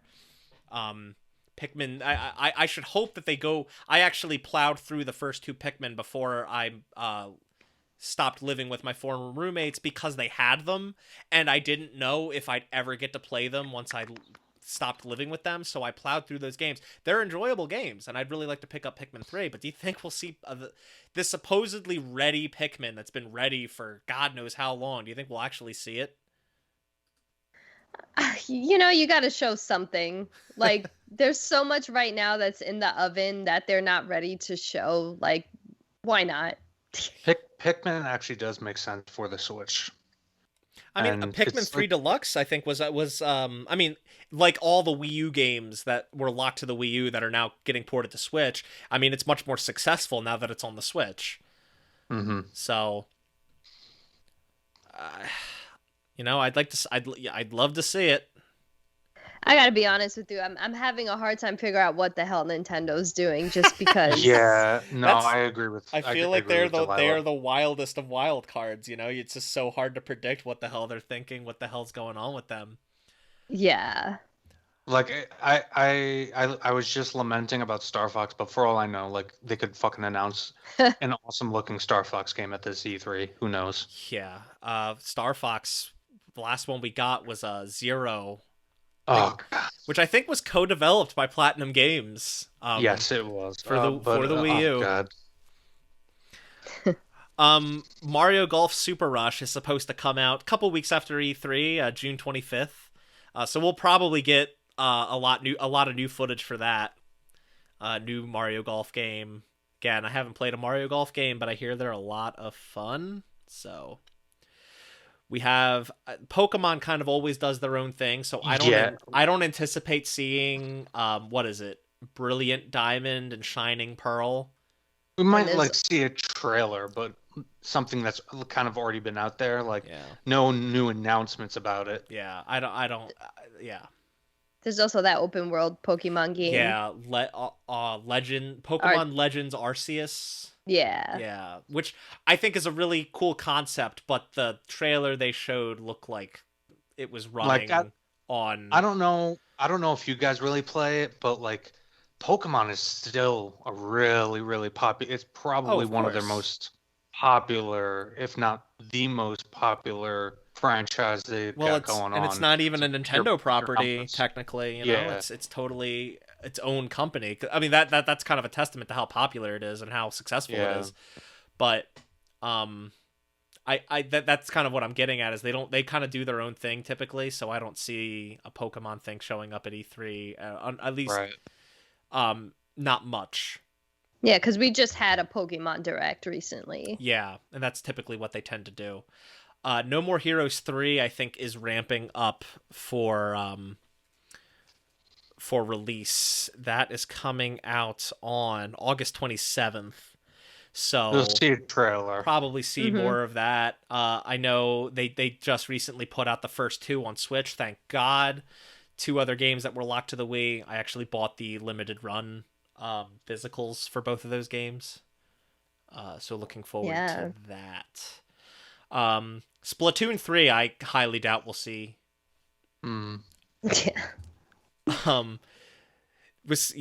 That was kind of their like big thing at the end of their first proper direct in over a year. And it looks interesting, I guess. I don't know what more they can do with the Splatoon IP past 2. But then again, I'm not as versed with Splatoon as others. Miitopia I put on here, not realizing that actually comes out sooner than E3, so I doubt they'll focus on it. I feel like that game's kind of being sent out to die anyway. Yeah. I don't know who really is looking forward to Miitopia. Nah. It came out on the 3DS to I think lackluster reception, so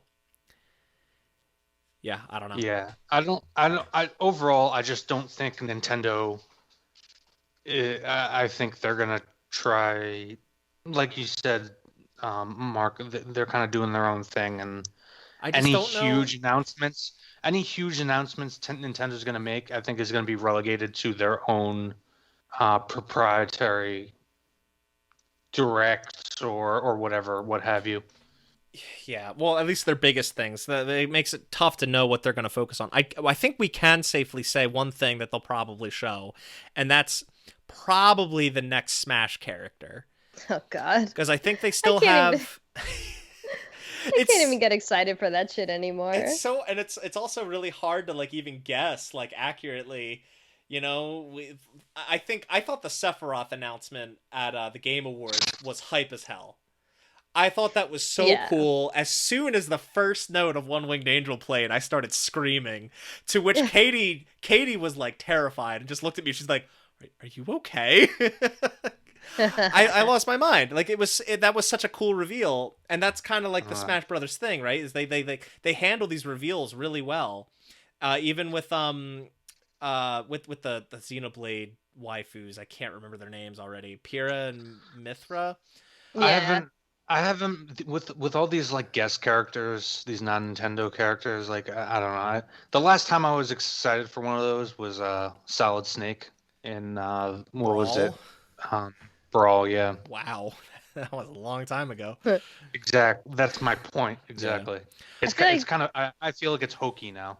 Hmm. yeah, nothing beats that Joker reveal because that was so unexpected. That Joker reveal was amazing. That was Yeah. super unexpected, and that was really really cool.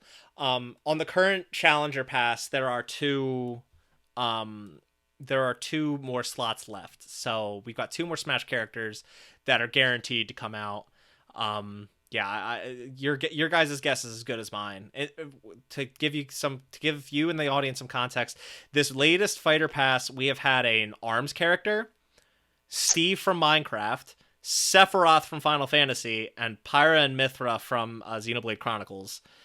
Before that, it was Joker from Persona 5, Hero from Dragon Quest, Banjo and Kazooie, Terry from Fatal Fury, and Byleth from Fire Emblem. So I, genuinely don't even know where they could come from. I think a lot of people really want. It's gonna be an Xbox character. I have a feeling that Microsoft Well, is gonna throw some dollars we for did get Steve Steve. from Minecraft. Let's Oh not forget yeah, that that's I technically a forgot that's Microsoft technically property. Yeah, but that's not. You And know what I mean. Like well, nobody really associates. Nobody really associates that with like the Xbox. I'm talking like something like a Master Chief or. but really, like, what could they do? Because like Master Chief, Master Would you Chief have is ever not like. thought? Would you have ever thought that Solid Snake would work in No, Smash? well, I mean, it works better than Master Chief. Yes, but you get what I'm saying. Yeah, I do. I don't necessarily see that happen. I will say two Microsoft owned properties have been in Smash Brothers, and that's Steve from Minecraft and Banjo and Kazooie. Technically are owned by Microsoft due to their acquisition of Rare. No, yeah, I get what you're saying. They're like technically owned, but like people don't associate. Like I don't I associate. agree. Like Banjo and Kazooie are Yeah. heavily associated with the N64. Yeah.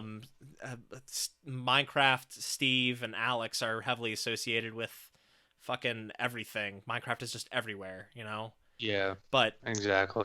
I wish Astral Chain was popular enough for people to give a shit about that being a Delaila, Smash reveal. nobody Because I'd be knows- excited. Nobody knows what that is. All right, nobody knows what Astral Chain is.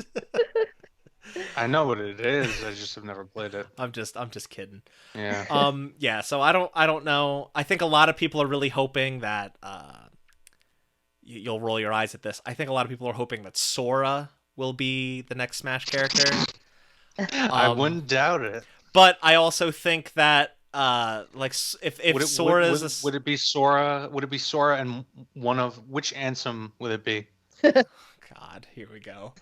I don't think it'll be Sora because like I just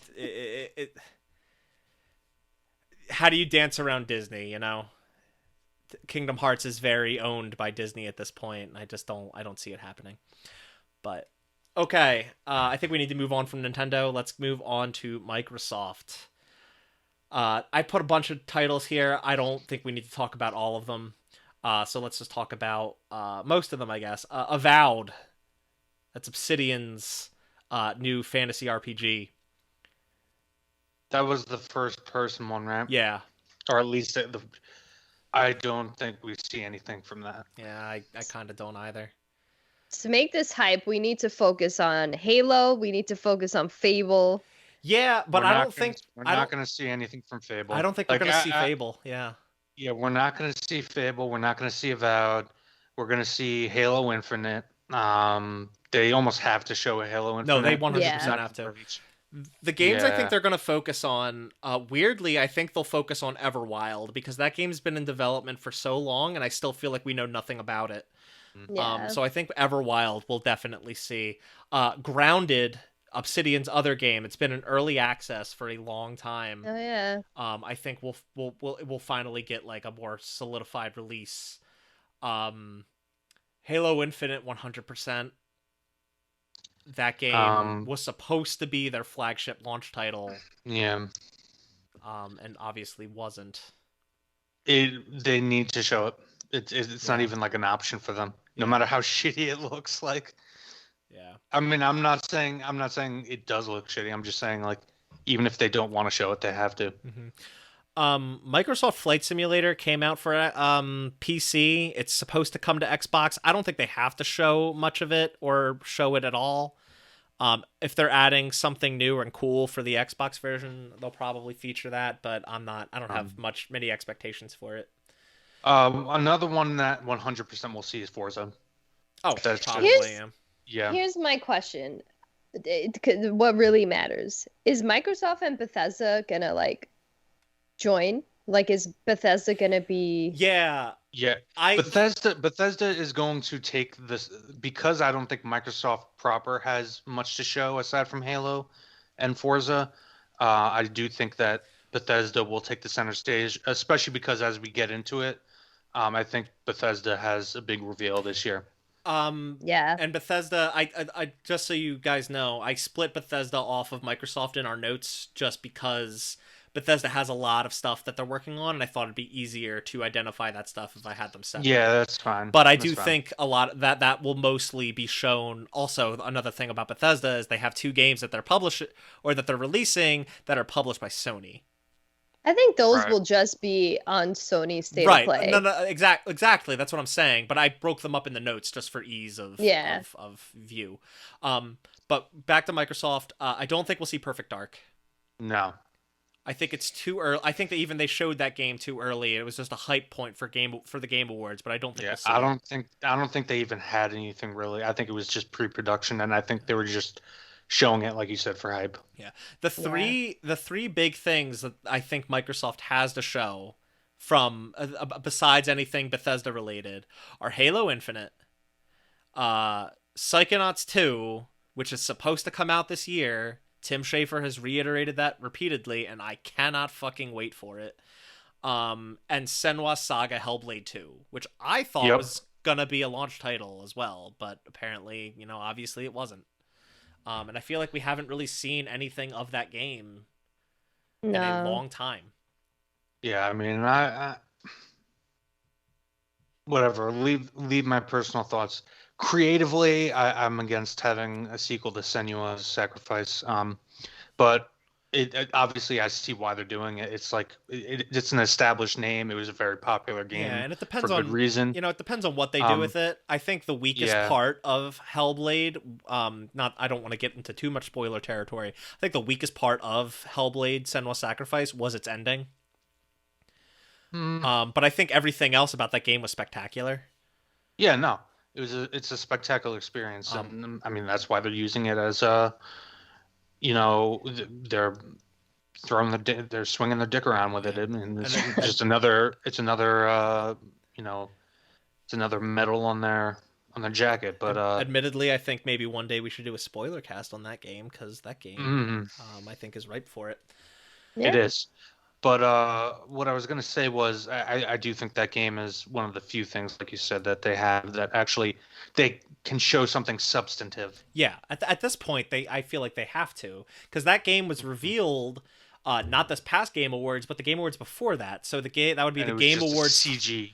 Yeah, and that was just a CG trailer. That would be the Game Awards 2019. So December 2019 was when that game was revealed. It was revealed with the Series X. So it's like, yeah, I feel like that game's got to be around the corner. It's got to be a game this year, I feel. Yeah. But I don't think we'll see any more of State of Decay 3, even though I don't think that game... Oh, we might. I don't know. I feel like that game's not going to be too far off. Yeah, I but agree. it does also seem like they're leaning more into a cinematic experience and a more plot-focused experience, I guess, with State of Decay with that game. I think it depends how much time they want to devote to something like Halo Infinite. Yeah, I guess. Whether or not because I think they only bring out State of Decay 3 if they want to pad out the time. Mm-hmm. I put Compulsion on here because Compulsion is one of those studios that Microsoft acquired, and we haven't seen what they're working on. The last game they made was We Happy Few. Mm. So I put them on here. I'm not sure we'll see what they're working on, but I'd like to see it. We Happy Few. I still haven't played it, but it's a game that really intrigued me when it was released or revealed rather. Hmm. So we'll see. I kind of fell off of being interested in that game when I found that it was procedurally generated. So, but the vibe and the aesthetic of that game really intrigued me. Yeah, it was very wacky looking. Yeah, it's very like BioShock, Hmm. Brave New World slash even 1984 um game that I was very intrigued by. But okay, part of Microsoft is Bethesda. ZeniMax has been acquired by Microsoft, but there are two games that won't be on Microsoft's presentation, so we'll save those for the next portion. But the games that are under the Microsoft banner are seemingly the Elder Scrolls 6, which I don't think we'll see, No. Not at and all. They've Starfield. pretty publicly, Todd Howard has pretty publicly said we don't even have the technology yet to Yeah, do what we want which to do with Elder I Scrolls I I 6, can't I can't bel which is code for you're not going to see it. and I think it's absolutely ridiculous that they revealed it when they did. But moving on from that, Jason, give us the deets on Starfield. What do you know? What have you heard? Okay, so I've seen so many different videos. Most of it was just leaks regarding like gameplay elements, like different things like ship construction. But the thing that really, aside from like different hiring posts and that have come out across the years, the one thing that really convinced me, aside from the fact that a lot of voices that follow Bethesda quite closely and don't normally go in on the whole rumor slash leak train, particularly like channels like Mr. Matty Plays who have close relationships, are kind of going behind this. Probably one of the most convincing factors is that Bethesda has officially filed for the copyright for Starfield, and they've all full legalities across multiple countries. Which, if you go back across time for all the releases, I think going up to Fallout 4, they wait until a few months before the E3 when they released or announced the games. So with Fallout 4, they filed for all the copyrights and everything like a few months before that E3 where they announced it, and then it released a few months afterwards. Same thing happened with like Doom, and Wolfenstein, um, and Fallout, what is it, 76. And so that officially happened with Starfield. It was just a little while ago, I think a few weeks ago, they filed for the copyright office with the U.S. and I think a couple of other countries. And just the amount of leaks that have been coming out in terms, I think people actually had screenshots of specific game like this ship construction mechanic and stuff like that. There have been a ton of Reddit leaks. Whether or not a lot of those are true is up in the air. I just think there's too much noise for it not to be Yeah. not for us to get a full blown deep dive at this E3. Do you Agreed. do you think if they do that, it'll be a situation similar to the Fallouts that you bring up, where it comes out 5 months later? Oh. It's tough. I think that was the plan, and I think that's what Microsoft wanted. It depends, though, on their internal numbers, what they calculate in terms based on how many new Xboxes they have out in the wild. So Um, do you think it won't Hmm. be a cross generation title? I don't think so, but maybe. Yeah, I don't know. For It's hard. context, Starfield was revealed in 2018. Yeah. So we didn't even have like the next gen consoles, the new current gen consoles weren't even revealed at that time. But think about I'm Cyberpunk though. I know. I'm just bringing that up. You know, Yeah. I'm just putting it out there. I feel like if it's not coming cross generational, and if it's not coming on multiple consoles, meaning PlayStation and Xbox, I think that they then won't That's be ready another for a long question. time. That's another question we don't know. I have a feeling it won't be multiplat. That's just I feel it in my loins. But if it is multiplat, that changes the calculus. Yeah. Because they had to have been developing for all platforms in 2018, right? Like Yeah. they, so then they would have had to go back to the drawing board if they were just. It depends on, I guess, how far along in development they were at that time. But you also have to take into account this isn't like the PS3, Xbox 360 days where the architecture was just completely different. Yeah. Nowadays the PS5 and the Xbox they essentially are running on they basically have almost the same innards, just to different capacities. They're basically just PCs in a plastic box. Yeah. So even if they were developing for PlayStation, when they were purchased by Microsoft, Microsoft could just snap their fingers and say no. Yeah. But it depends on their, and again, you have to keep in mind, they fucking shit money. Like, they don't care if they lose money by not publishing it on PlayStation. I'll also, on that note, I'll also add that, I mean, it's kind of hard not to follow in this circle the Apple versus Epic.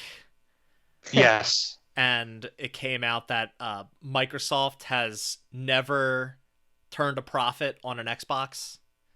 Yeah, no, that's been known. No, well, not to this extent, or it's not been publicly known. Everyone assumed, because most platform holders, have a loss in like the first few years of them putting out a system. Microsoft has never turned a profit on this brand, and yet they keep pumping money into it. It's just interesting. It's interesting stuff. But so you guys seem to be confident that Starfield will have an appearance?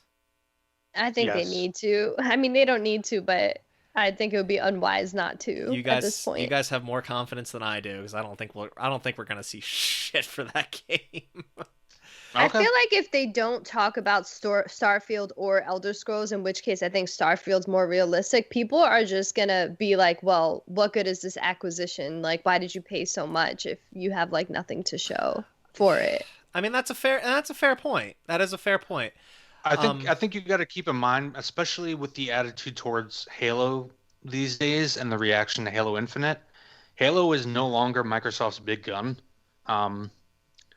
And whatever Bethesda's next big game is, that's kind of Microsoft's big dick to swing around. Like, yeah, I don't know. I still think the focus is still very much on Infinite, but they still need to they still need to redeem themselves, because the reception to what they showed last year was really bad. But 343 needs to redeem themselves. Halo fans, yeah, that's what I was about to say. But Halo fans do not like 343 Studios.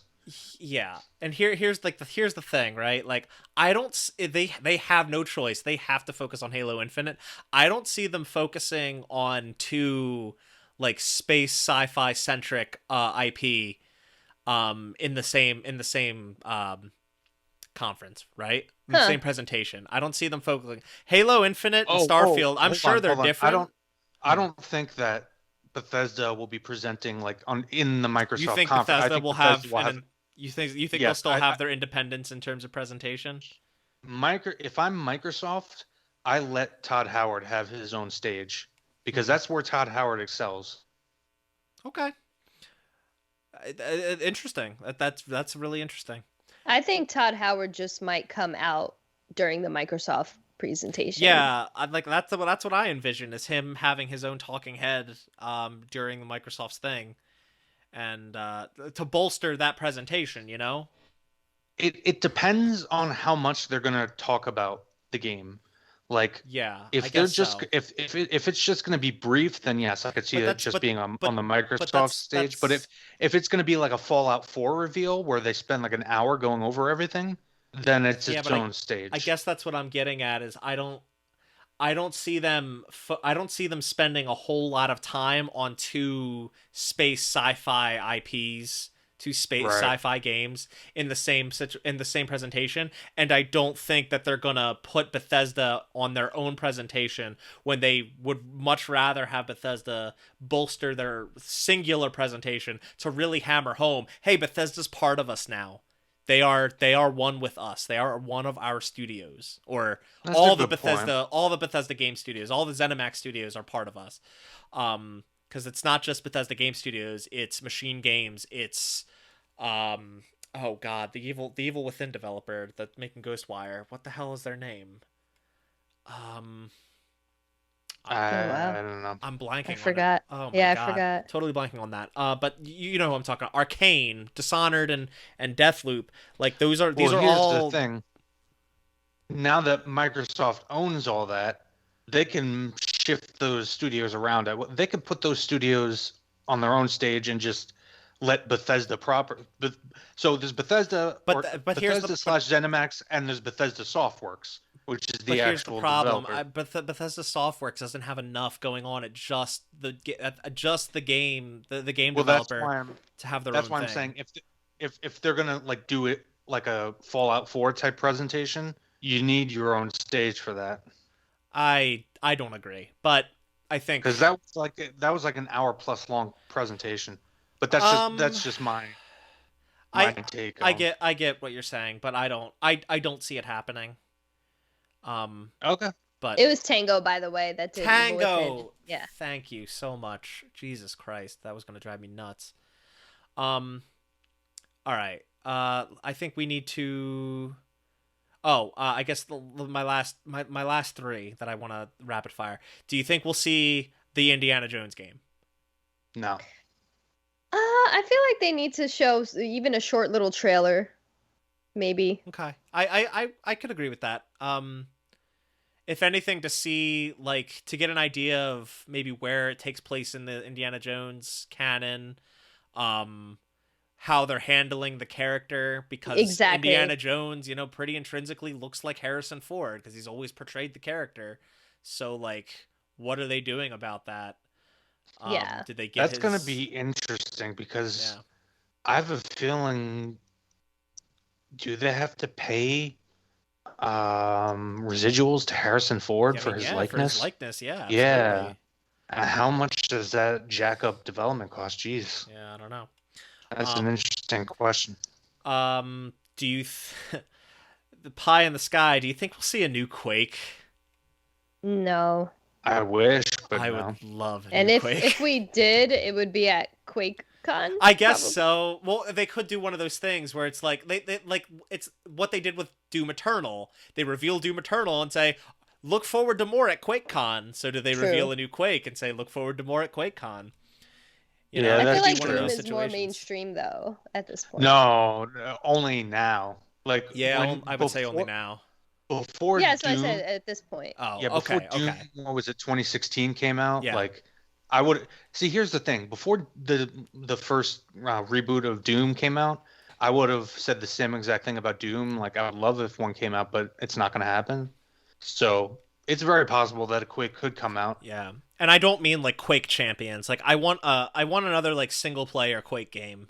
Hmm. Um man, I would love I would especially love if like they brought all the old Dooms to consoles. I'd love if they brought Quake and Quake 2 to PlayStation. Well, Hmm. I mean, obviously probably not now. To Xbox is fine. I'll Yeah. play on there too. But like fuck, I would love to play old Quake games on Yeah. console. That would be great. And I guess continuing along, Indiana Jones being developed by Machine Games, we know a new Wolfenstein is in development. Do you think we'll see that? No. No. Wolfenstein is weird, right? Because like 2 came Yeah. out in 2018. And then they had the one with the twins. which Yeah, everybody hated. they That's pretty recent. really Yeah. oversaturated the franchise. Sorry, it was 2017 Wolfenstein 2 came out.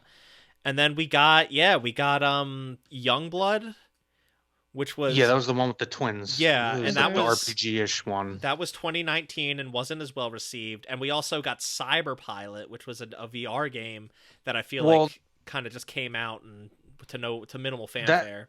I have a feeling they might not wait. They're obviously developing it, but I think they're going to give that one more time in the oven because that franchise from the reboot on, like the first one, the first Wolfenstein was that from that reboot was so well received, and then two was a bit more divisive. I mean, Yeah. I'm not saying it was like bad or anything. No, Like it no, was I. still a pretty good game, but like there, like a lot of fans had problems with it. Mhm. And then Youngblood, it just like fucking nosedived Yeah. and pissed off a lot of fans. So they might get like kind of rethink where they are with that franchise Okay. and take more time developing it. Okay. Yeah. I can agree with that.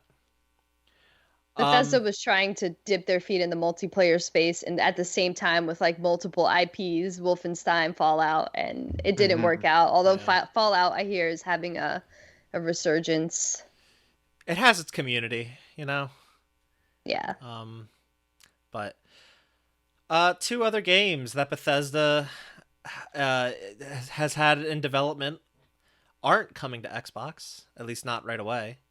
Those are Deathloop and Ghostwire Tokyo, which are, I believe, both timed exclusives for the PlayStation.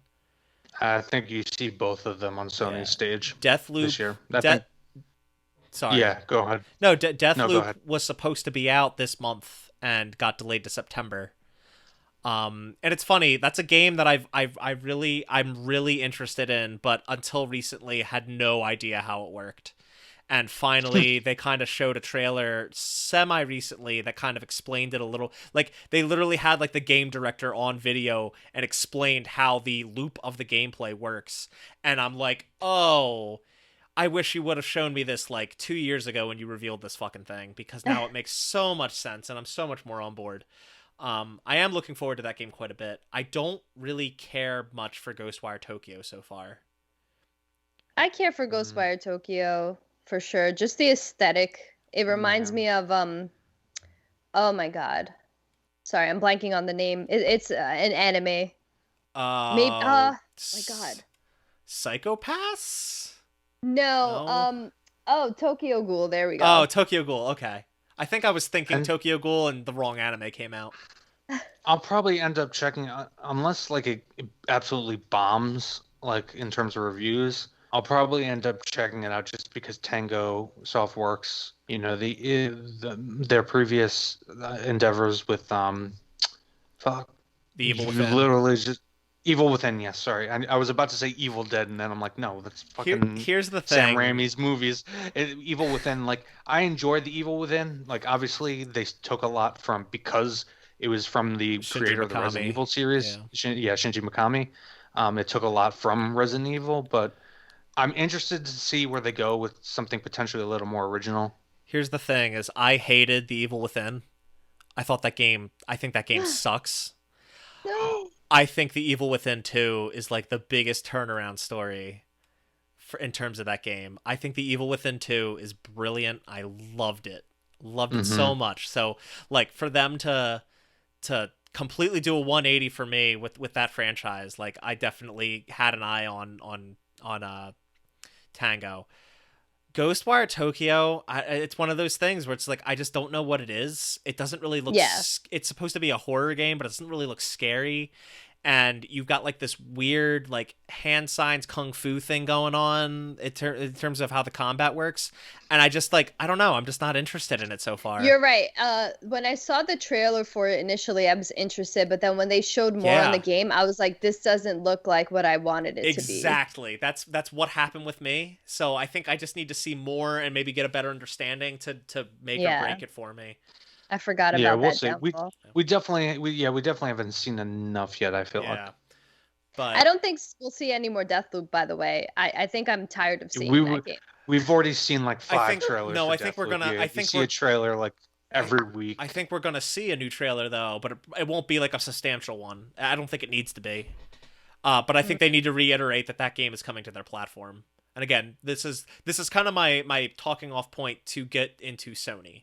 So now we hop off the diving board into our last one. Sorry for the very, very long episode. Let's talk about Sony. I think this is the one that we all are looking at the most. We all tend to, all three of us have kind of been more PlayStation centric people for a long time. Mm-hmm. So I guess let's talk about, I think, the big two that were supposed to come this year, and I think one of them's coming, but not both. We've got God of War, which we still don't have an official title for. Everyone assumes it'll be God of War Ragnarok, but we don't actually know that that's what it's called. Yeah. It makes sense. Do we see that coming this year? No. I do. Because Delaila I remember with the optimism. Yeah, only because I remember what's the dude's name? Cory Barlog. He was saying that the writing for God of War 2 was being written before the first one, but then they had to dial it back. I can't remember what podcast. It might have been Kind of Funny, Kind of Funny spoiler cast. And then they had to dial it back to focus more on Kratos and Atreus. But they were already writing God of War 2. Well, yeah, because just to give a little context, like when he said that, I don't think he was necessarily talking about. I think he was more talking about a plot outline, because you have the plot outline for the game is it's going to be the story of Ragnarok. Like that's where the teaser leaves off at the end of God of War. Yeah, that the oh god, the Fimbulwinter. Yeah. Am I remembering my mythology correctly? Yeah. That's beginning, and even the tease that they gave to announce that the game was coming in 2021 supposedly hinted that Ragnarok was coming. So yeah. So I think what Cory Balrog said is a bit misleading, because it's like, all right, we have like a general list of events that happened in mythology. Now we got to fill it with like actual Kratos shit, like. Yeah. How do we tie the big bearded bald man in? I don't really want both of them to go head to head against each other, so I wouldn't be mad if one of them was delayed. And like I feel like we haven't had Horizon in a while. Well, obviously God of War just came out. People are still high on that. I think God of War is farther off than people are thinking. I agree with that. So some dates. Horizon Zero Dawn came out in February 2017. God of War came out in April 2018. 420, baby. Yeah, 420. I wasn't gonna say it, but came out on April 20th, 2018. So Horizon is the older game. Horizon Forbidden West is also the game. Oh yeah, I only said God of War before. God of War, the sequel to God of War, and Horizon Forbidden West are the two that are supposed to come this year. And I think of those two, we're going to get Horizon this year, and God of War is going to slip the next. Right now, we don't really have a fall title for PlayStation. And of those two, the one we've seen the most of by default is Horizon, because we've actually seen footage. If Horizon comes out, if like one of the big games comes out, of those two, it would be Horizon, simply because they already have like the engine and everything. Like, yeah, it wouldn't be that long of a production cycle. And also Horizon Zero Dawn has been out for a while. Yeah, it's been a long time. Presumably been in development, and they wouldn't have had to do any engine work. They have the engine and everything already set up. They're just building some new environment. It wouldn't have been as long of a production cycle. All they really need to do is set up the story, which they already have kind of a line going forward from the ending of the first one. And let's not forget that, it's been 4 years. Like that game, I feel like that game has to be nearing the end of its development. Not to mention, The thing is I think if it's coming out, it won't be a fall game. It will be early next year. No, I really think that they want to put that out. They need a fall title. They don't have a fall title, and I think Horizon's going to be it. Also, not for nothing, they put Horizon Zero Dawn out on PC last year or the year before. Yeah. Last year. They put Horizon Zero Dawn out on PC.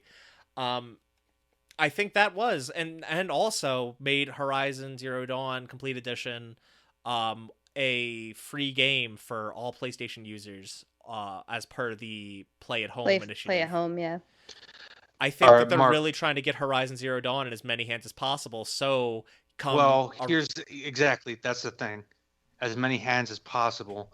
The reason I don't think they're going to rush to make it a fall game is because they don't necessarily need to have it in the fall to make that quarterly report. It can come out early next year and still make that report. And because of the PlayStation 5 shortages, they are going to wait as long as possible to make sure there are as many PS5s out in the wild. The other thing, though, is that this is already confirmed a cross-generational title. Oh, yeah. I forgot about that. Yeah. So okay. I still think that they'll want to. No, it's okay. Yeah, that's the other portion of it. Horizon is already confirmed to be coming to PS4 and PS5. So it doesn't really matter. I mean, it does, but it also doesn't. Like, no matter what, they put that game out. People that have PS4s can still buy it. I don't know why I was thinking it was a PS5 only. No, that's fine. I think that's the other reason I think God of War is going to get pushed is God of War, as far as we don't know what platforms God of War is confirmed for.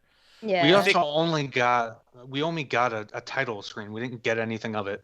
And I think they just gave us that title screen because they didn't have much else. Well, that's what I'm saying is like we have next to nothing about that game. We don't even know its official title. We just know that that it's a new God of War supposed to come this year, and that's it. We didn't see any footage of it. Horizon Forbidden West ended their PS5 reveal with a full trailer showing footage of the game, showing the setting. Like just showing the game, like showing something for it. So I really think that God of War, is going to be pushed to next year. I don't see that coming this year. Horizon Forbidden West is by their de facto fall title. Yeah. And I think we're going to see more on that weirdo wackadoo video game that we saw nothing but like a forest of. It had Blair Witch vibes. What was it called? Oh, Forbidden? Was it Forbidden? No, not Forbidden. No, it was another weird name that people thought Kojima was making. Yeah. Abandoned. Wasn't it Abandoned? Yeah. I think we are seeing more of that soon. I think the developer confirmed that like today, maybe very recently. So, that's so funny. People thought that was a Kojima game. Which, speaking of Kojima, do you guys think his next horror project is going to be shown on the PlayStation or Microsoft or not at all? I don't think it's going to be shown. Yeah. Okay. What? Has it even been confirmed that he's doing? No, I thought that was just a rumor. It's a rumor. I mean, in my personal opinion, I think right now there's a bidding war for Kojima as well. I think so too. Well, no, we know there is, right? Because some discussion about lawyers that happened with Phil Spencer. I don't know, Microsoft and. No, I think the only rumor about like Microsoft trying to get Kojima is again Phil Spencer on camera had the Ludin statue behind him, so people are taking that as a tease that Microsoft and Kojima will be working together on something. I'll entertain the possibility. I don't see it happening yet. Go ahead. I was just gonna say, I just think Death Stranding's coming to Game Pass. I think that's gonna happen. I think that's very possible. I think. I know that Kojima's working on a horror game because, like I said, an old co-worker's son works for that team. But I don't. I know he flew out like around December of before the pandemic.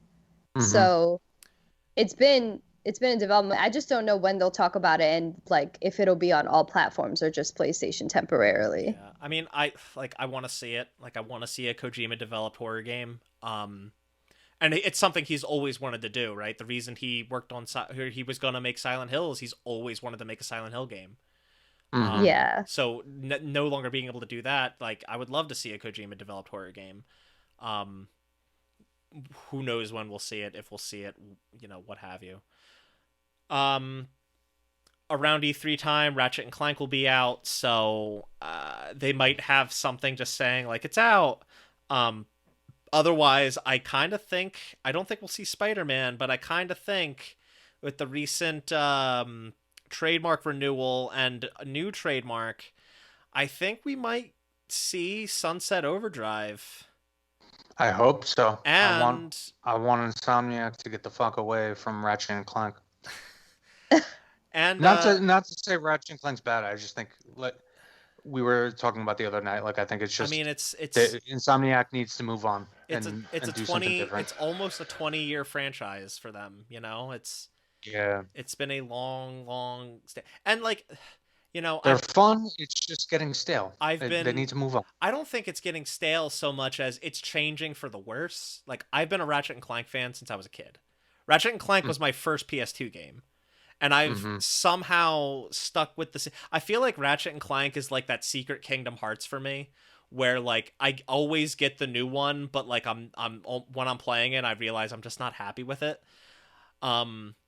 But I don't know, that's much more evident with me with Kingdom Hearts than it is with Ratchet and Clank. But like Ratchet and Clank over time has started devolving its audience instead of like having the edgy teen focused audience it used to have.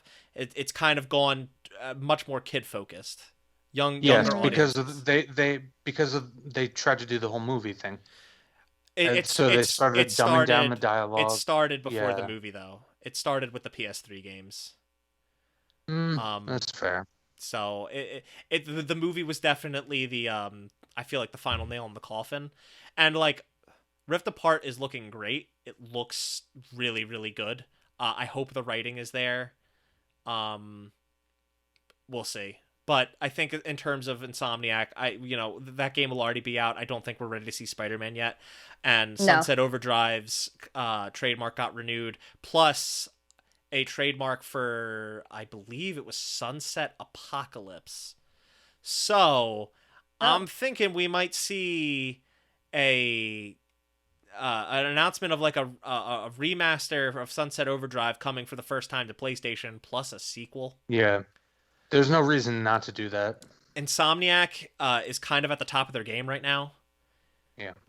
So I think it's very plausible. Spider-Man, because Sony and Marvel or Disney, I should say, just renegotiated, but they're on different terms because Disney's not going to have access to Spider-Man for a certain amount of times. I think it's going to Netflix for a little while. Yeah. Anyway, the point I'm trying to get at is I don't know how that affects the deal between Disney and Sony regarding Spider-Man. I doubt it does at all. I really don't see either of those things affecting each other. Or actually, what am I talking about? Sony owns Spider-Man. Never mind. Well, they have movie rights. I don't believe it transfers over to video games, but I think the deal is fine. I don't think one has to do with the other. No, they have full. I believe it falls under full media rights. So I think the game right. I think it's included in their IP holdings. Maybe they just don't have the comic book rights, obviously. There's a lot of talk recently. I don't want to spend too much time on this. A lot of talk recently about The Last of Us. Supposedly, we're getting a remake of the first game. I don't think we'll see it. And we're definitely not going to see the supposed outlined part 3 that Neil Druckmann and Haley Gross have already outlined. It's just they don't know when, if that'll ever come to fruition. But that's such a... I think I don't think we'll see anything from The Last of Us. I agree with that. Well, all right. Series. Let me back up real quick before Jason. No. I'm not going to go into a diatribe about Last of Us Part 2. All I was going to say was I agree with Delaila that series, if it is going to continue, needs to really sit a while. But what I was going to say was we're actually going to. I have a feeling we might see a trailer for the Last of Us TV series.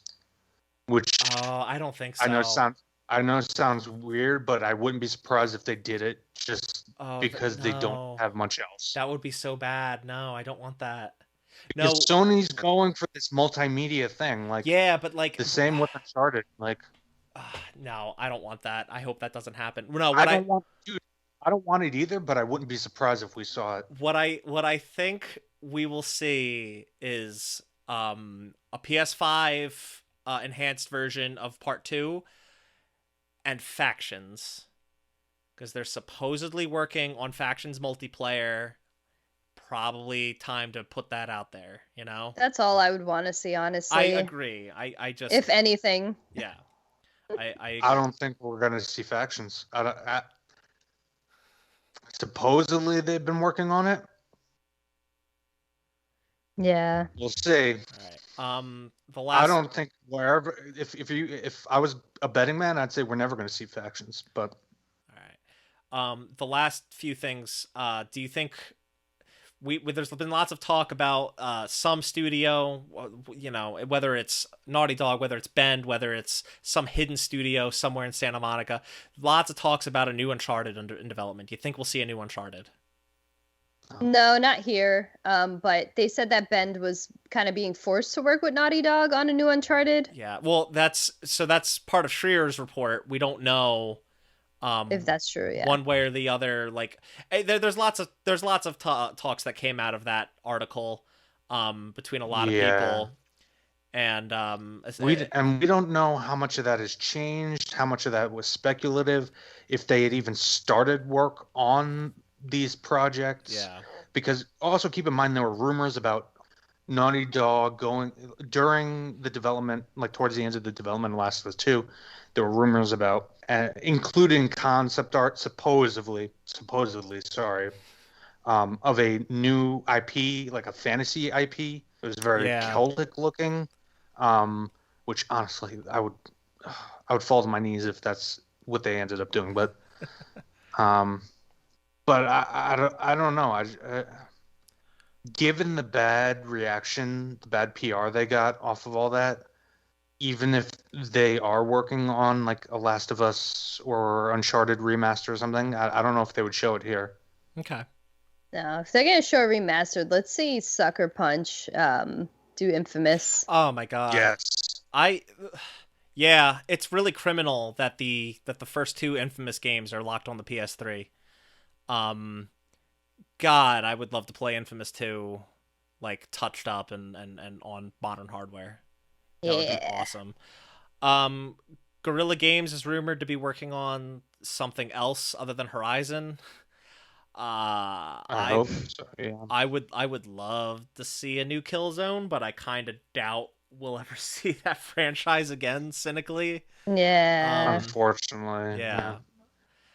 But you know, that's not necessarily bad. I do think that Sony experimenting with new IPs, more new IPs, isn't a bad thing at all. Yeah. I guess my last question with regards to Sony, and then we gotta wrap up. Do you think they're gonna acquire Bluepoint? That wouldn't be a bad get, but I mean, I feel like it's something. It's been a long time coming at this rate, you know. They've constantly done, or Bluepoint has done a lot of HD remasters for PlayStation games. They've done 2 PlayStation remakes at this point, Shadow of the Colossus and Demon's Souls. Like, it feels like a Sucker Punch situation, or not Sucker Punch. I'm sorry, Insomniac situation, where like, yeah, probably. Okay. And what do you, assuming Bluepoint will eventually become or stay a PlayStation-centric studio, what do you think they're working on after Demon's Souls? I honestly wouldn't mind if they went back to the Dark Souls trilogy and did that. And then not that I need it right now, because I'm kind of like tired of Souls games and I need a break. But I feel like those could use some touch-ups. But I don't know, thinking of like other game, maybe Ico. I don't think they're working on any Souls games. No, I don't actually think so either. I would put my money that they may be behind the or at least part of this constantly rumored Metal Gear. Oh God, I yeah. had a feeling you were gonna say that, and I agree. I would love to see it. Um, By Metal Gear, folks, I mean the Metal Gear Solid 1. I would love them. Honestly, more than Metal Gear Solid, I would prefer a remake of Metal Gear. Hmm. Really combine Metal Gear and Metal Gear 2 and remake both of those into like a single package. Well, that Um, wouldn't even be. I mean, it would be, I guess. That would be like those would be entirely new games Yeah, I almost. was gonna say it would feel yeah, like a totally different game, but because fuck it. those games, they're on the MSX2. They Yeah. are very very old and very very Technically, primitive. technically, they're on the PS3 as well. Yeah, I yeah. have. They're on the Yeah, PS. yeah. They're on the PS2 and the PS3. But like they're MSX2 games. It's just that's like a built-in emulator where you can play them on those platforms. Mhm. But like, I would never call those PS3 games. Yeah, yeah. Um, but yeah, I think Blue Point's a great studio, and not that I think they need to be acquired. They could just keep a good working relationship. But I think Sony is looking at the reception to their games and considering it. It Yeah. also depends on because Sony doesn't have a lot of capital to throw around. It depends if some of the rumors are true of these bidding wars going on, how much capital they're willing to throw out for it. Yeah. Um, I have a list of other smaller non-publisher centric games here. I don't need to read them all out, but like, are there any here that you guys are looking forward to? I personally really looking forward to Key and a Bridge of Spirits. I was Same. about to say I have a feeling we'll see that. Yeah, because And that. Stray. Yeah, I would love to see Stray. Um, Kina's supposed to come out in August, so yeah, I will probably see that. It's Um, Sony, yeah. yeah. Oh my God. Black Myth Wukong, seriously? I don't think we're Like gonna that see that in it's any just way, a but Chinese, yeah. It's not even confirmed to be coming out in the West. yeah. But Uh, everyone wants that to happen. Same thing with Lost Soul Aside, is these games look gorgeous and super action packed and fun, and I yeah. think there's a lot of hype behind them. Okay, this was a really long episode, and we need to wrap it up. Yeah. Delilah, what you been doing? Oh God, a bunch of stuff. I've been streaming a lot Yeah. between Nier, Resident Evil 8, Returnal, soon Mass Effect, even at one point Oddworld. Oh It's yeah. all over the place, but it's Oh yeah, happening I on saw both that video. YouTube and Twitch. You saw the last one? Well, I've been following you on YouTube because I Uh, don't really watch much Twitch, but I see your videos on YouTube. yeah, they're all over the place. Yeah, I pop in on those streams and have fun sometimes. It's a good Yeah, time. thank you, both of you. That's Um, nice. the thing I've teased like the last two episodes. Yeah, it's not ready yet. I'll hopefully have that up soon. Jesus Christ. Um, yeah, if you enjoyed this bonus episode, remember this is a bonus episode. Like, this is something to fill the gap in between the time it's taking for us to finish some games and do spoiler cast on. The next game we're doing, to reiterate, is Resident Evil Village. So please play that game and then go listen to the spoiler cast when we have it up. Um, we're all I'm playing. almost done with it, folks. I recommend everybody fucking play that game. Yeah. Yeah, it's great. We're all playing that. We're also all playing Nier Replicant, which was supposed to be out by now. But yeah, I thought that game would be done, and holy shit, no, it is so much. There's so much in that game. So yeah, there's plenty of time to play through that. I highly recommend playing it. Holy crap, it's like one of my favorite games of the year. It's probably one of my favorite games of all time. Alongside Mark Automata. cried, everybody. I did. I teared up like big time several times in that game. That game is so heartwarming and emotional, and not even heartwarming, heart-wrenching. Sorry. It's like depressing as hell. It's so good though. Please, for the love of Nice. God, play Nier Replicant. We'll have a spoiler cast for that following the Resident Evil Village one whenever we get that up. If you liked this, if you're listening on YouTube, like the episode, sub to the channel, share it with your friends, your family, your pets, whoever. We really appreciate your support. If you're listening on Apple Podcasts, please rate and review the show, 5 stars preferred. I cannot stress it enough. I love you if you rate and review the show. it's just you're my favorite person in the whole wide world if you do that. Aw. And yeah, you can follow us on Twitter, the Twitter at Dead Cell Media. You can follow me on Twitter at Nibelheimian. You can follow Delaila on Twitter at Assassina_San. You can follow Jason on Twitter at SolidQuaz, but don't follow him. He doesn't do anything. Notice how I didn't even ask what he was working on? Yeah. Yeah. Don't follow him. I'm working on stuff. It's just nobody sees it. And tune in next time for Resident Evil Village. Thanks for listening. Bye. Bye-bye.